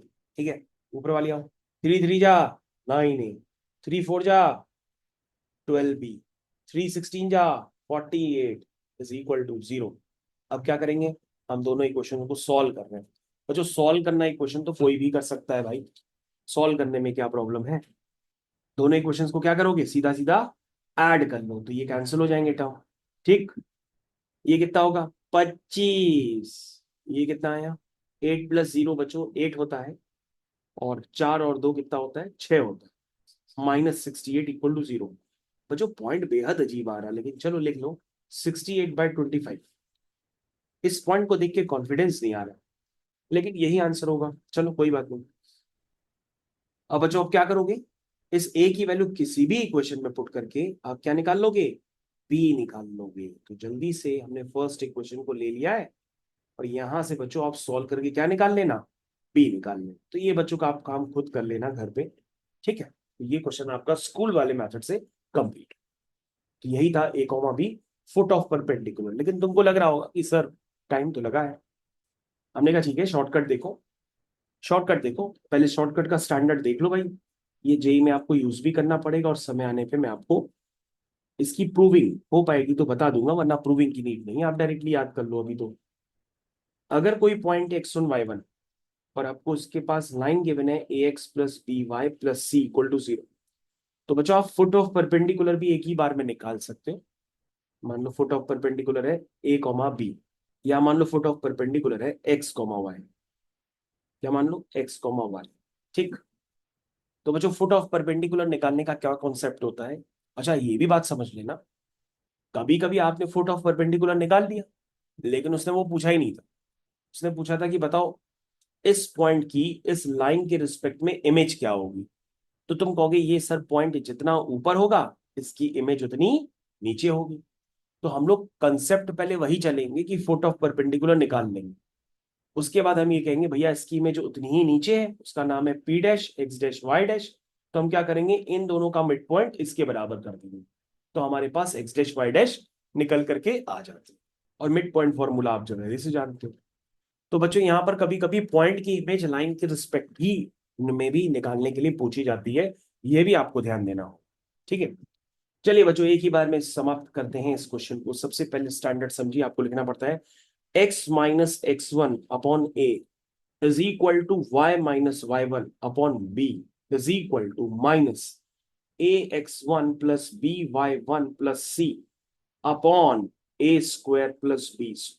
ये बच्चों स्टैंडर्ड होता है, इसको यूज करके आप x, y तुरंत निकाल सकते हो, तुरंत, no problem. This is a concept of foot of perpendicular. तो बच्चों आपको क्या करना होगा, जैसे इसके पहले वाला क्वेश्चन है उसकी सारी वैल्यूज इसमें डाल दो, आपका आंसर आ जाएगा। इसके पहले वाला क्वेश्चन कंपेयर कर दे, वो कंपेयर कर देते हैं। पॉइंट बताना इसके पहले वाले क्वेश्चन में पॉइंट क्या थे।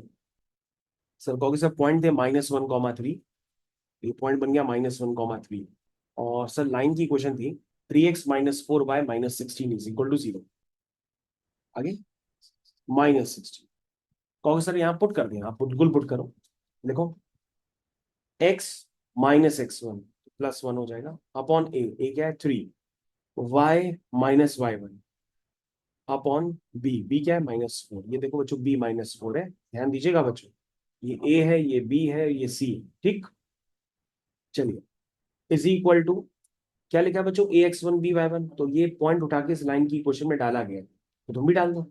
और माइनस लगाने के बाद डालो 3 × -1 -4 × 3 -16, ठीक है, होल डिवाइडेड बाय क्या था बच्चों a² + b², यानी कि 3²। और -4 का स्क्वायर लिखो या 4 का स्क्वायर लिखो, बात तो एक ही है। हो गई। अब बच्चों इसको आप क्या करो, एक बार इसको इसके इक्वल करो तो x आ जाएगा, एक बार इसको इसके इक्वल करो तो y आ जाएगा। लेकिन तुम्हारे मन में आया कि सर एक बार क्रॉस चेक करें, क्योंकि आपने x निकाल लिया था, क्या निकाला था 68/25। चलो चेक करते हैं सर इससे आता है, और अगर आ गया सर तो इसका मतलब कॉन्फिडेंस आ जाएगा सर। तो हमने क्या किया x + 1/3 को उसके बराबर करते हैं -10। बच्चों फिर कितना है, ये हुआ -3, ये हुआ -12, और ये हुआ -16। नीचे बच्चों कितना है 25, कितना है 25। x + 1/3 इज इक्वल टू बच्चों कितना हुई माइनस, और माइनस माइनस +30 है। पक्का ना, हमने काउंट नहीं किया। ओके चलिए बच्चों आगे बढ़ो। 25, अरे क्या 25 25, ऐसे ही क्यों कर रहे हो, मल्टीप्लाई मत करो ना, ऐसे करो, क्या करो x + 1 इज इक्वल टू बच्चों कितना हुआ 3 को उधर ले जाओ, 3 × 1 = 3, 3 × 3 = 9 अपॉन 25 यहां तक आ गई। अब बच्चों +1 को उधर खिसका दो, ऐसे जल्दी हो जाएगा ना। अब चेक करो जरा अपना आंसर, क्या आंसर बच्चों? अरे बच्चों 68/25 आ गया, आ गया। इसका मतलब क्या है, हमारा कंसेप्ट बिल्कुल सही काम कर रहा है ना। ये देखो वही आंसर से। अब बच्चों एक बार आप क्या करोगे, इसको जो है ना, इसके इक्वल कर देना तो तुम्हारा y निकल के आ जाएगा। ठीक है, तो इसका मतलब हम लोग का कंसेप्ट सही है ना। तो ये क्या है, जेई वाला मेथड, ये हो गया मेथड नंबर 2। कौन सा मेथड हो गया, जेई वाला मेथड। बच्चों ज्वाइंट एंट्रेंस एग्जामिनेशन का मतलब सिर्फ आईआईटी जेई नहीं होता है, बहुत सारे एग्जाम होते हैं, सिर्फ जेई का एग्जाम थोड़ी ना होता है। आप बिट्स पिलानी का एग्जाम दोगे उसमें भी शॉर्ट शॉर्ट क्वेश्चन मिलता है, ठीक है ना। इसके अलावा आप वीआईटी का पेपर दोगे, उसमें भी ये पेपर शॉर्ट शॉर्ट मिलेगा। इसके अलावा बच्चों आप शिव नादर यूनिवर्सिटी का पेपर दोगे तो उसमें भी ये पेपर शॉर्ट शॉर्ट मिलेगा। उसके अलावा बच्चों आप बैंगलोर में कर्नाटक स्टेट का पेपर दोगे तो उसमें भी एक शॉर्ट शॉर्ट मिलेगा, उसके कॉमेड की कहते हैं, कॉमेड की। इसके अलावा बच्चों आप महाराष्ट्र का एमएचसीईटी दोगे उसमें भी ये क्वेश्चन शॉर्ट शॉर्ट मिलेगा। तो जेई का मतलब सिर्फ आईआईटी जेई नहीं होता, जेई का मतलब समझ लो, जेई का मतलब होता है ज्वाइंट एंट्रेंस एग्जामिनेशन। ये कई सारी स्टेट्स कराती है, जैसे वेस्ट बंगाल भी कराती है जेई, तो वेस्ट बंगाल जेई हो गया, समझ गए। तो ये जेई वाला कंसेप्ट हो गया, क्या हो गया, जेई वाला कंसेप्ट। इसको यूज करके आप आंसर जल्दी निकालिए, ठीक। लेकिन सर एक बात बताओ कि क्या कोई ऐसा कंसेप्ट होता है सर जिसमें हम इमेज भी निकाल पाए डायरेक्टली? हाँ बच्चों, इमेज भी निकाल सकते हो। अगर आपके पास फिक्स पॉइंट x1 y1 है ना, और अभी आपने क्या निकाला था, फुट ऑफ परपेंडिकुलर बताया था, ये x, y है बताया था ना। लेकिन बच्चों मान लो अगर तुम्हारे पास इमेज के कोऑर्डिनेट x' y' तो ध्यान दीजिएगा, हम x' y' को कैसे निकालेंगे। लाइन की इक्वेशन आपके पास गिवन है बच्चों, देखो उसको भी एक ही बार में कर सकते हो, सेम इक्वेशन लिखो। देखो सेम इक्वेशन लिखना है, समझो, लिखो, चलो लिखो, बताओ। x' - x1 upon a, y' - y1 upon b is equal to -2 times a x1 b y1 c upon a² plus b। अरे कहोगे सर इसमें तो कोई चेंज ही नहीं हुआ, इसमें तो बस सर आपने क्या किया है, टू अलग से मल्टीप्लाई किया, बाकी तो सब कुछ वही है। अब क्या करना, सारी वैल्यूज पुट कर देना, एक बार इसको इसके इक्वल कर देना तो क्या आ जाएगा, x' आ जाएगा। इसको इसके इक्वल कर देना तो क्या आ जाएगा, y' आ जाएगा। और x' y' क्या होंगी, इसकी डायरेक्टली इमेज बन जाएगी। तो बच्चों इमेज को भी निकालने के लिए जेई वाला कंसेप्ट आप डायरेक्ट लगा सकते हो, लेकिन 2 मल्टीप्लाई करके, ठीक है। तो ये बच्चों हो गया जेई वाले मेथड से इमेज निकालना, ठीक है। जेई वाला मेथड फॉर ऑब्टेनिंग, क्या, for obtaining image of a point with respect to line, समझ गए। ये इंटीग्रेशन मैंने लिख भी दिया क्या है ये। लेकिन बच्चों आपको स्कूल में तो स्कूल वाला मेथड लगाना पड़ेगा, ये स्कूल वाला मेथड ऐसे ही लगाओगे आप तब जाकर के नंबर मिलेंगे। और ये क्वेश्चन आते हैं जो अभी 3 4 एक साथ करे हैं, 12 13 14 15, ठीक है। ओके बच्चों आगे कंटिन्यू करते हैं नेक्स्ट क्वेश्चन की तरफ। कौन सा हो गया, कहोगे सर क्वेश्चन नंबर 14 अभी आपने किया था। कहोगे सर 15 तो एकदम हलवा है, क्या है, हलवा। कहोगे सर हलवा तो पसंद नहीं है, जलेबी है, तो बताओ। ठीक है, ये वाला 15th क्वेश्चन नेक्स्ट पेज पे डाल दिया। क्या लिखा है, लिखा है the perpendicular from the origin to the line meets at a point -1, 2, find the value of m and c। तो बच्चों कल मैंने एक लाइन का नॉर्मल फॉर्म बताया था, मैं एक बार दोबारा बताता हूँ। लेकिन ये नॉर्मल फॉर्म नहीं है, ये कंफ्यूज ना होइएगा। मैं आपका थोड़ा सा रिवीजन भी करा देता हूँ, दोबारा देखिएगा बच्चों, काफी सारे बच्चे इसमें गलत भी लगा देंगे कॉन्सेप्ट। कल मैंने बच्चों आपको बताया था एक लाइन का इंटरसेप्ट फॉर्म। इंटरसेप्ट फॉर्म का मतलब ये होता है कि जब कोई लाइन एक्स एक्सिस और वाई एक्सिस के बीच में उसका एक सेगमेंट आ जाता है, जब कोई भी लाइन का सेगमेंट एक्स एक्सिस और वाई एक्सिस के बीच में आ जाता है, तो इस वाले पार्ट को कहते हैं एक्स एक्सिस इंटरसेप्ट और इस वाले पार्ट को कहते हैं वाई एक्सिस इंटरसेप्ट। तो ऐसे केस में लाइन के पास दो फिक्स पॉइंट आ जाते हैं, एक ए कॉमा जीरो और एक जीरो कॉमा बी, यानी कि दो पॉइंट्स पता पड़ जाते हैं जिससे ये लाइन पास हो रही होती है। जब हम दो पॉइंट से पास करने वाली लाइन की इक्वेशन लिखते हैं तो वो बहुत आ जाती है निकल के x by a plus y by b is equal to one. इसी को हम क्या कहते हैं, लाइन का इंटरसेप्ट फॉर्म। और इसका मतलब क्या होता है कि x के नीचे x axis intercept plus y के नीचे y axis intercept is equal to one. लेकिन बच्चों नॉर्मल फॉर्म में हमने कुछ और बताया था कि कभी भी ओरिजिन से लाइन पे डाले गए परपेंडिकुलर की लेंथ पता हो जिस p, और परपेंडिकुलर x एक्सिस से एंगल बना रहा हो अल्फा, तो आप इस लाइन की इक्वेशन बताओगे x cos alpha plus y sine alpha is equal to p। यानी कि अगर हम लाइन की इक्वेशन इस फॉर्म में लिखते हैं तो हम इसको क्या कहते हैं, नॉर्मल फॉर्म। नहीं भी जानते हैं, आप भूल गए हैं तो प्लीज अभी इतना ही याद रखिए कि नॉर्मल फॉर्म कुछ इस तरह से होता है, इंटरसेप्ट फॉर्म कुछ इस तरह से होता है। लेकिन बच्चों ये क्वेश्चन एकदम अलग है, हो सकता है कई बच्चे इसको रिलेट कर दें। चलो पढ़ते हैं हम इस क्वेश्चन को। बच्चों कोऑर्डिनेट ज्योमेट्री में आपने एक बात देखी होगी, हम जितने भी क्वेश्चंस कर रहे हैं बार बार डायग्राम बार बार बना रहे हैं, आपने एक बात ध्यान दी। चलिए, यानी बिना डायग्राम के क्वेश्चन होते नहीं है ये। क्या लिखा है, the perpendicular from the origin to the line. अरे सर देखो ना, perpendicular from the origin to a line. Line की क्वेश्चन बताओ क्या है, y equal to M x plus c. The perpendicular from the origin to a line meets it at a point. अरे कहां meet करता है परपेंडिकुलर, -1, 2। तो पूछ रहा बताओ एम और सी क्या होगा। तो सर ये बहुत आसान क्वेश्चन है, क्या कैसे, क्योंकि सर नॉर्मल फॉर्म थोड़ी नहीं, अगर नॉर्मल फॉर्म होता तो परपेंडिकुलर की लेंथ पता होती, परपेंडिकुलर एक्स एक्सिस से क्या एंगल बना रहा होता वो पता होता। तो सर ये तो पता नहीं है कि वो एक्स एक्सिस से क्या एंगल बना रहा है, तो आप कैसे करेंगे। तो ये नॉर्मल फॉर्म नहीं है। सर देखो आपको एम और सी निकालना है, मैं आपको सीधा सीधा तरीका बताता हूँ कि सर ये पॉइंट तो इंटरसेक्टिंग पॉइंट हो गया, तो ये क्या करेगा, इस लाइन पे लाई करेगा, तो उसको सेटिस्फाई करेगा। तो सर आपकी एक इक्वेशन बन गई, y is equal to M x plus C, यानी एक इक्वेशन बन गई आपकी क्या, 2 is equal to C minus M. एक इक्वेशन बन गई, ठीक। दूसरी बना देता हूं सर।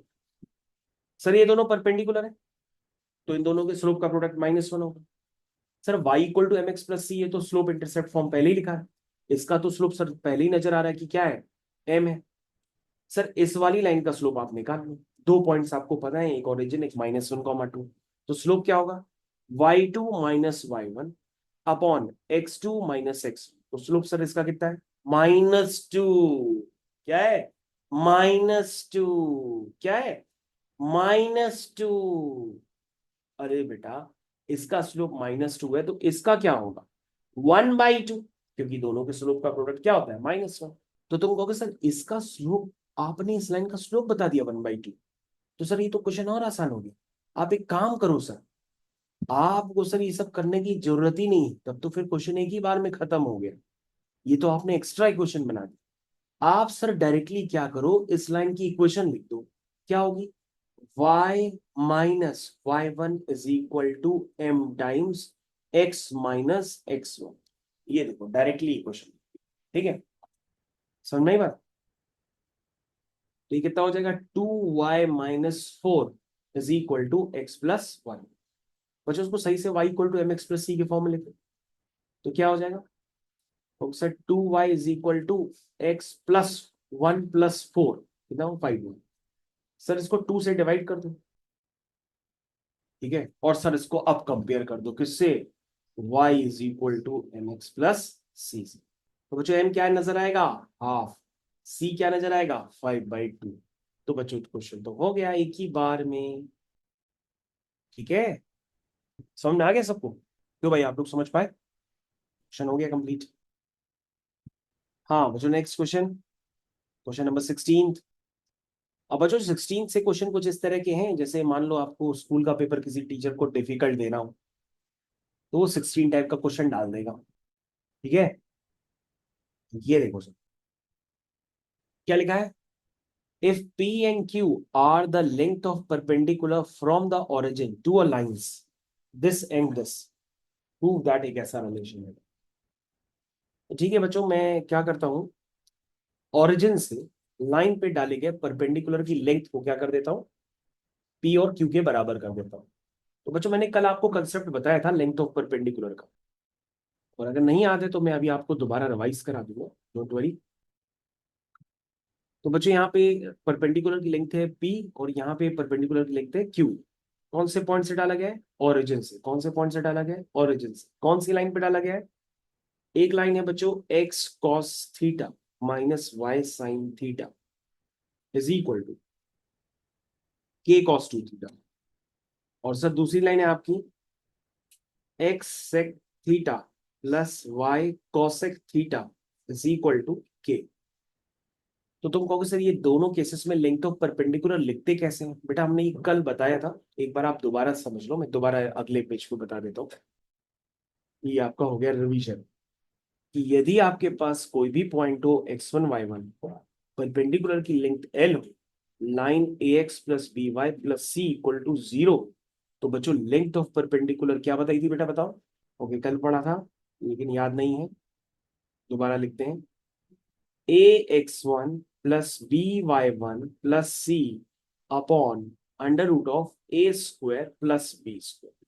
तो ये बच्चों लेंथ ऑफ परपेंडिकुलर है, इसे आपको याद रखना पड़ेगा, कल ही मैंने पढ़ाया था। चलिए भाई, तो बच्चों इसको लगा दो सीधा सीधा। पी पी क्या होगा बच्चों, जल्दी से बता दो। कहोगे सर सीधा उठा के पहले पॉइंट को उसमें सेटिस्फाई करा देते हैं। 0 into cos theta, 0 into sine theta.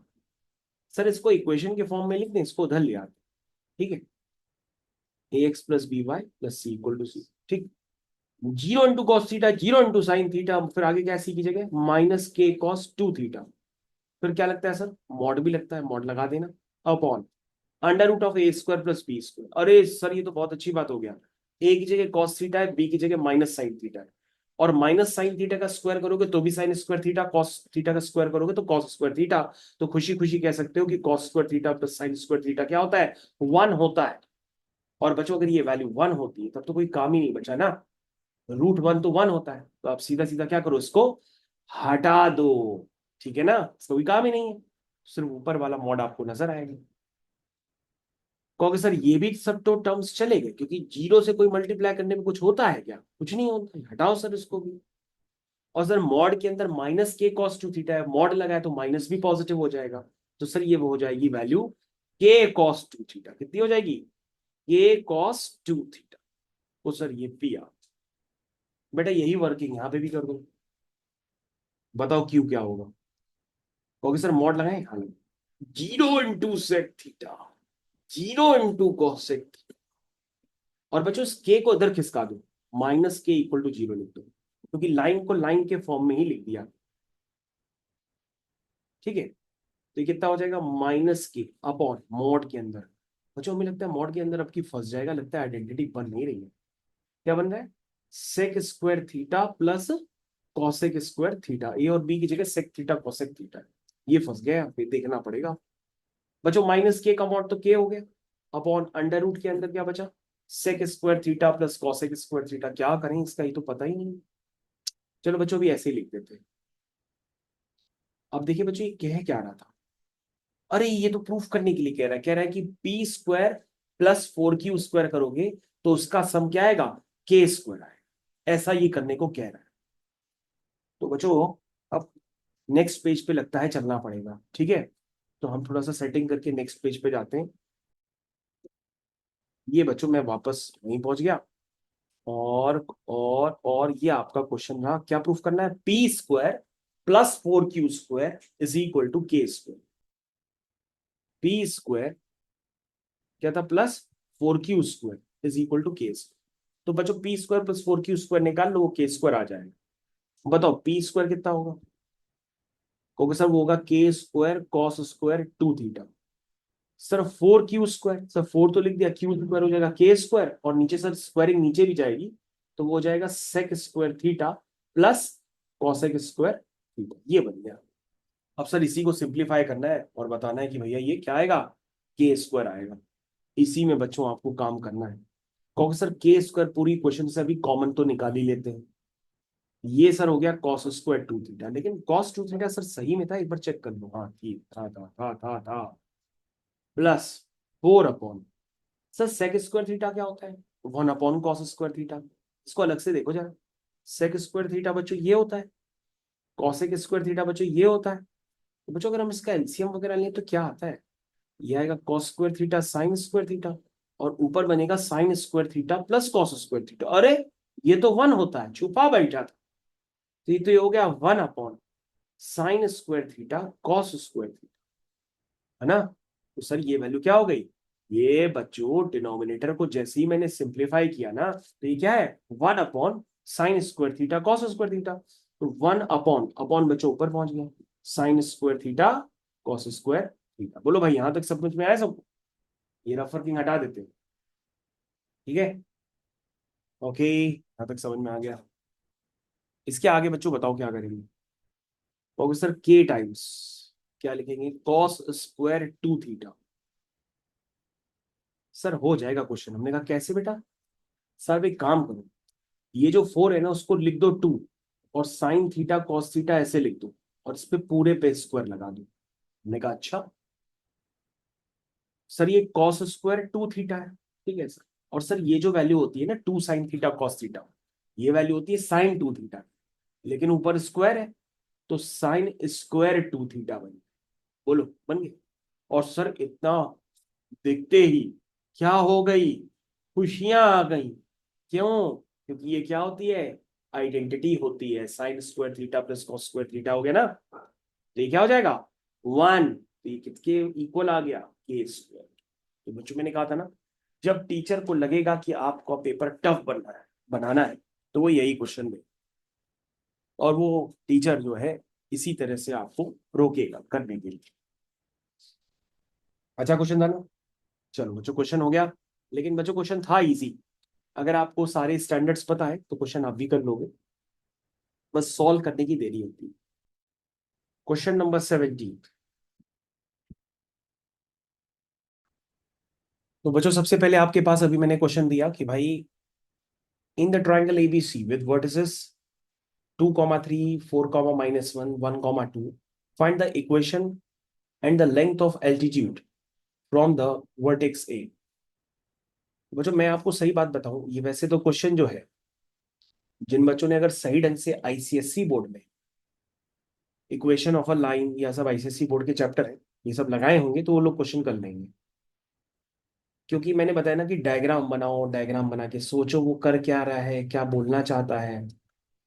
देखो इसने पूछा है कि वर्टेक्स कहाँ पर है, तुम कहोगे सर वर्टेक्स तो इतना तो पता ही है सर, ये वर्टेक्स है।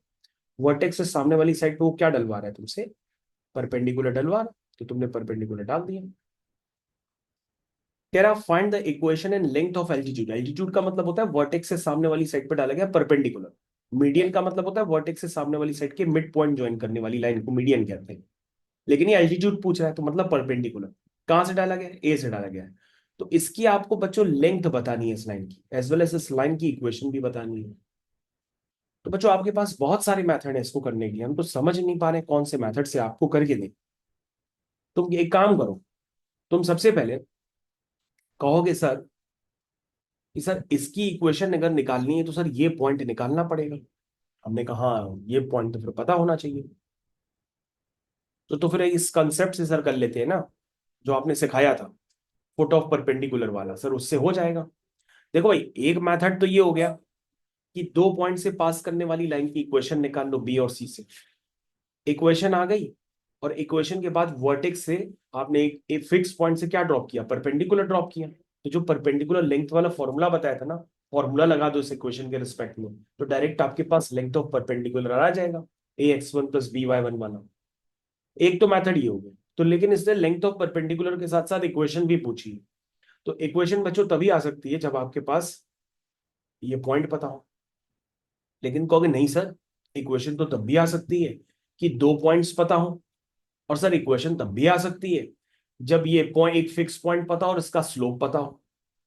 तो सर दो मेथड हो सकते हैं, और सर स्लोप भी पता लगा सकते हैं, क्योंकि सर ये लाइन और ये लाइन क्या है? परपेंडिकुलर है, तो इनके स्लोप का भी प्रोडक्ट क्या होगा? -1 होगा।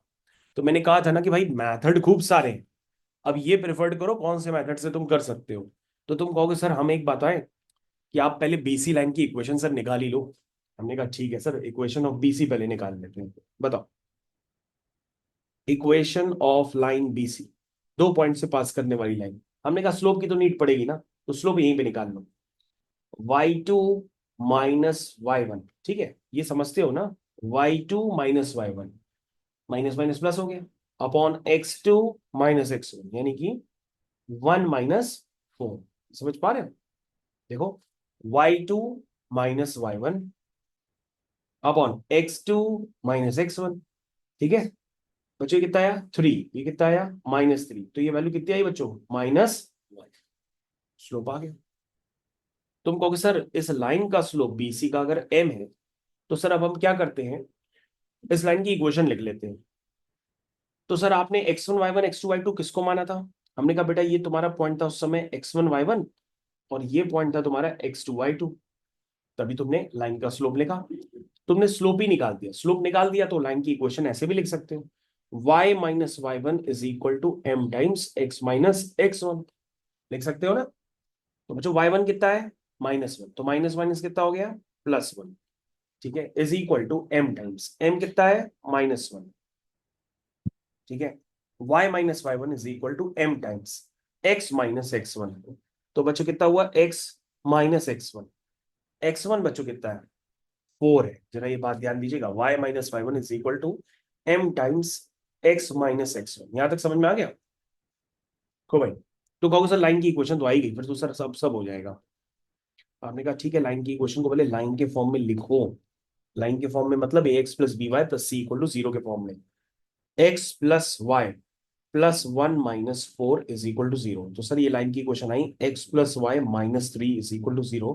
तो सर देखो ना, ये लाइन की इक्वेशन तो आपने निकाल ही ली। सर लाइन की इक्वेशन आ गई तो फिर वो काम ही नहीं बचा ना, क्योंकि सर हम तो लेंथ ऑफ परपेंडिकुलर डायरेक्ट निकाल देंगे, क्योंकि हमको इस लाइन की इक्वेशन पता है। क्या है लाइन की equation? x plus y -3 is equal to 0। लिखो बेटा l। कैसे लिखोगे? मॉड के अंदर क्या बताया था कि इस लाइन में डायरेक्टली ये पॉइंट पहले सेटिस्फाई करा देते हैं, कराओ। तो 2 + 3 - 3 का mod whole divide under root of x के कोफिशिएंट और वाई के कोफिशिएंट का स्क्वायर, यानी 1² + 1², है ना। तो बच्चे कितना हो गया 2 का मॉड तो 2 हो गया, नीचे आ गया √2। तो बच्चों ऊपर वाले ये आंसर आ गया, ऊपर वाले 2 को आप लिख देना √2 × √2, नीचे √2 है, तो आंसर कितना आ जाएगा √2। तो बच्चों एक आंसर तो आपका आ गया विच इज √2। बोलो भाई सब में लेंथ ऑफ परपेंडिकुलर तो आ गई वर्टेक्स। अब क्या निकालना है? कहोगे सर निकालनी थी इस, मान लो ये सर पॉइंट है पी, सर इस एपी पॉइंट की इक्वेशन निकालनी है, एपी लाइन की इक्वेशन। तो हमने कहा बहुत आसान है, इस लाइन का स्लोप बीसी का क्या था -1, तो इसका क्या होगा, ये परपेंडिकुलर है 1 हो जाएगा, क्योंकि m1 m2 बराबर -1 होता है। तो अब सर इक्वेशन ऑफ एपी भी आ जाएगी, यानी कि इक्वेशन ऑफ एल्टीट्यूड भी आ जाएगा ना। हाँ सर बहुत सारे मेथड्स हैं क्वेश्चन को करने के लिए। चलिए, y minus y1 is equal to m times x minus x1। तो y -3 is equal to x -2, that means x minus y -2 + 3, -2 + 3, तो कितना हुआ +1 इज इक्वल टू 0। तो बच्चों ये आंसर आपका एक और निकल करके आ गया। तो बच्चों ये क्वेश्चन आपका फाइनली कंप्लीट हो गया 17। ठीक है ना बच्चों, 17 क्वेश्चन आपका कंप्लीट हो गया। अब हमारे पास लास्ट क्वेश्चन आ गया है एक्सरसाइज 10.3 का, विच इज क्वेश्चन नंबर 18। अरे क्वेश्चन नंबर 18 बच्चों ये पहले ही से कॉपी है, इसको कंप्लीट कर लेते हैं। चलिए बच्चों स्टार्ट करते हैं। क्या लिखा है? If P is the length of perpendicular from origin. चलिए भाई, P is a length of perpendicular from origin to a line. अरे बच्चों ये तो इंटरसेप्ट फॉर्म हो गया सीधा सीधा, क्योंकि इसने क्या है कि लाइन का तुम्हें एक्स एक्सिस इंटरसेप्ट पता है, और मैंने आपको बताया था अगर लाइन का एक्स एक्सिस इंटरसेप्ट पता हो ए है, तो ये पॉइंट क्या बन जाता है a,0। ये पॉइंट वाई एक्सिस इंटरसेप्ट पता हो बी है, तो ये पॉइंट क्या बन जाता है 0, बी। तो तुम कहोगे सर इस लाइन की क्वेश्चन तो हम ऐसे ही समझ गए क्या है। वो है x upon A plus Y upon B is equal to 1। और सर इस लाइन पे क्या डाला गया है, ओरिजिन से परपेंडिकुलर डाला गया है जिसकी लेंथ क्या है, p है। तो कह रहा है ये प्रूफ करो ये जो रिलेशन इसने दिया है। तो कहोगे सर ये तो हो जाएगा। हम क्या करते हैं, यहां पर फिक्स पॉइंट है ओरिजिन और फिक्स लाइन सर ये है। तो ओरिजिन से हम इसमें परपेंडिकुलर ड्रॉप करवा करके लेंथ p के बराबर कर देते हैं। लेकिन हमने कहा बेटा जो लाइन है ना उसको देखो क्या है। कहोगे सर अगर आप सीधा सीधा डायग्राम बनाएंगे ना कंपैरिजन के लिए, तो मैं सीधा सीधा डायग्राम बनवा देता हूं।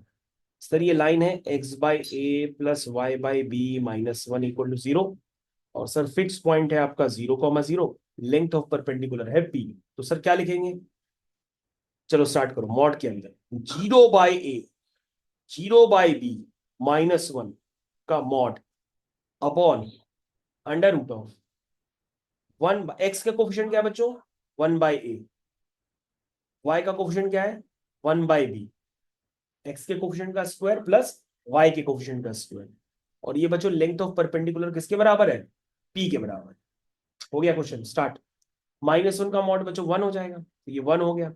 दोनों तरफ स्क्वायरिंग भी कर दो साथ में, तो ये 1/a² हो जाएगा, ये 1/b² हो जाएगा, और ये बच्चों p² आ जाएगा। तो बच्चों हम लोग इसको कंप्लीट कर लेते हैं। तो यहाँ पे हो जाएगा ये 1/p² is equal to 1/a² plus 1/b²। तो बच्चों ये क्वेश्चन फाइनली आपका कंप्लीट हो गया है। आप इसको एक बार चेक कर लीजिए। तो यहां से बच्चों यहाँ से क्वेश्चन ये कंप्लीट हो गया है। मैंने सीधा सीधा क्रॉस मल्टीप्लाई कर दिया, तो आपके पास जो रिलेशन था ना वो है 1/a² plus 1/b² is equal to 1/p²। तो ये रिलेशन बच्चों फाइनली प्रूफ हो गया। और बच्चों अगर ये रिलेशन फाइनली प्रूफ हो गया तो एक्सरसाइज आपकी 10.3 मैंने सक्सेसफुली कंप्लीट कर दी है। और फिर भी बच्चों आपकी एक्सरसाइज छूटी हुई हो, आप कवर नहीं कर पाए हो, तो ये सारे लेक्चर बच्चों रिकॉर्डेड फॉर्म में ही है। तो आप इसको जरूर से दोबारा कर लें, क्योंकि ये सारी चीजें आपके बहुत काम की हैं स्कूल के भी लिए, एज वेल एज आप आने वाले प्रतियोगी परीक्षाओं के लिए भी।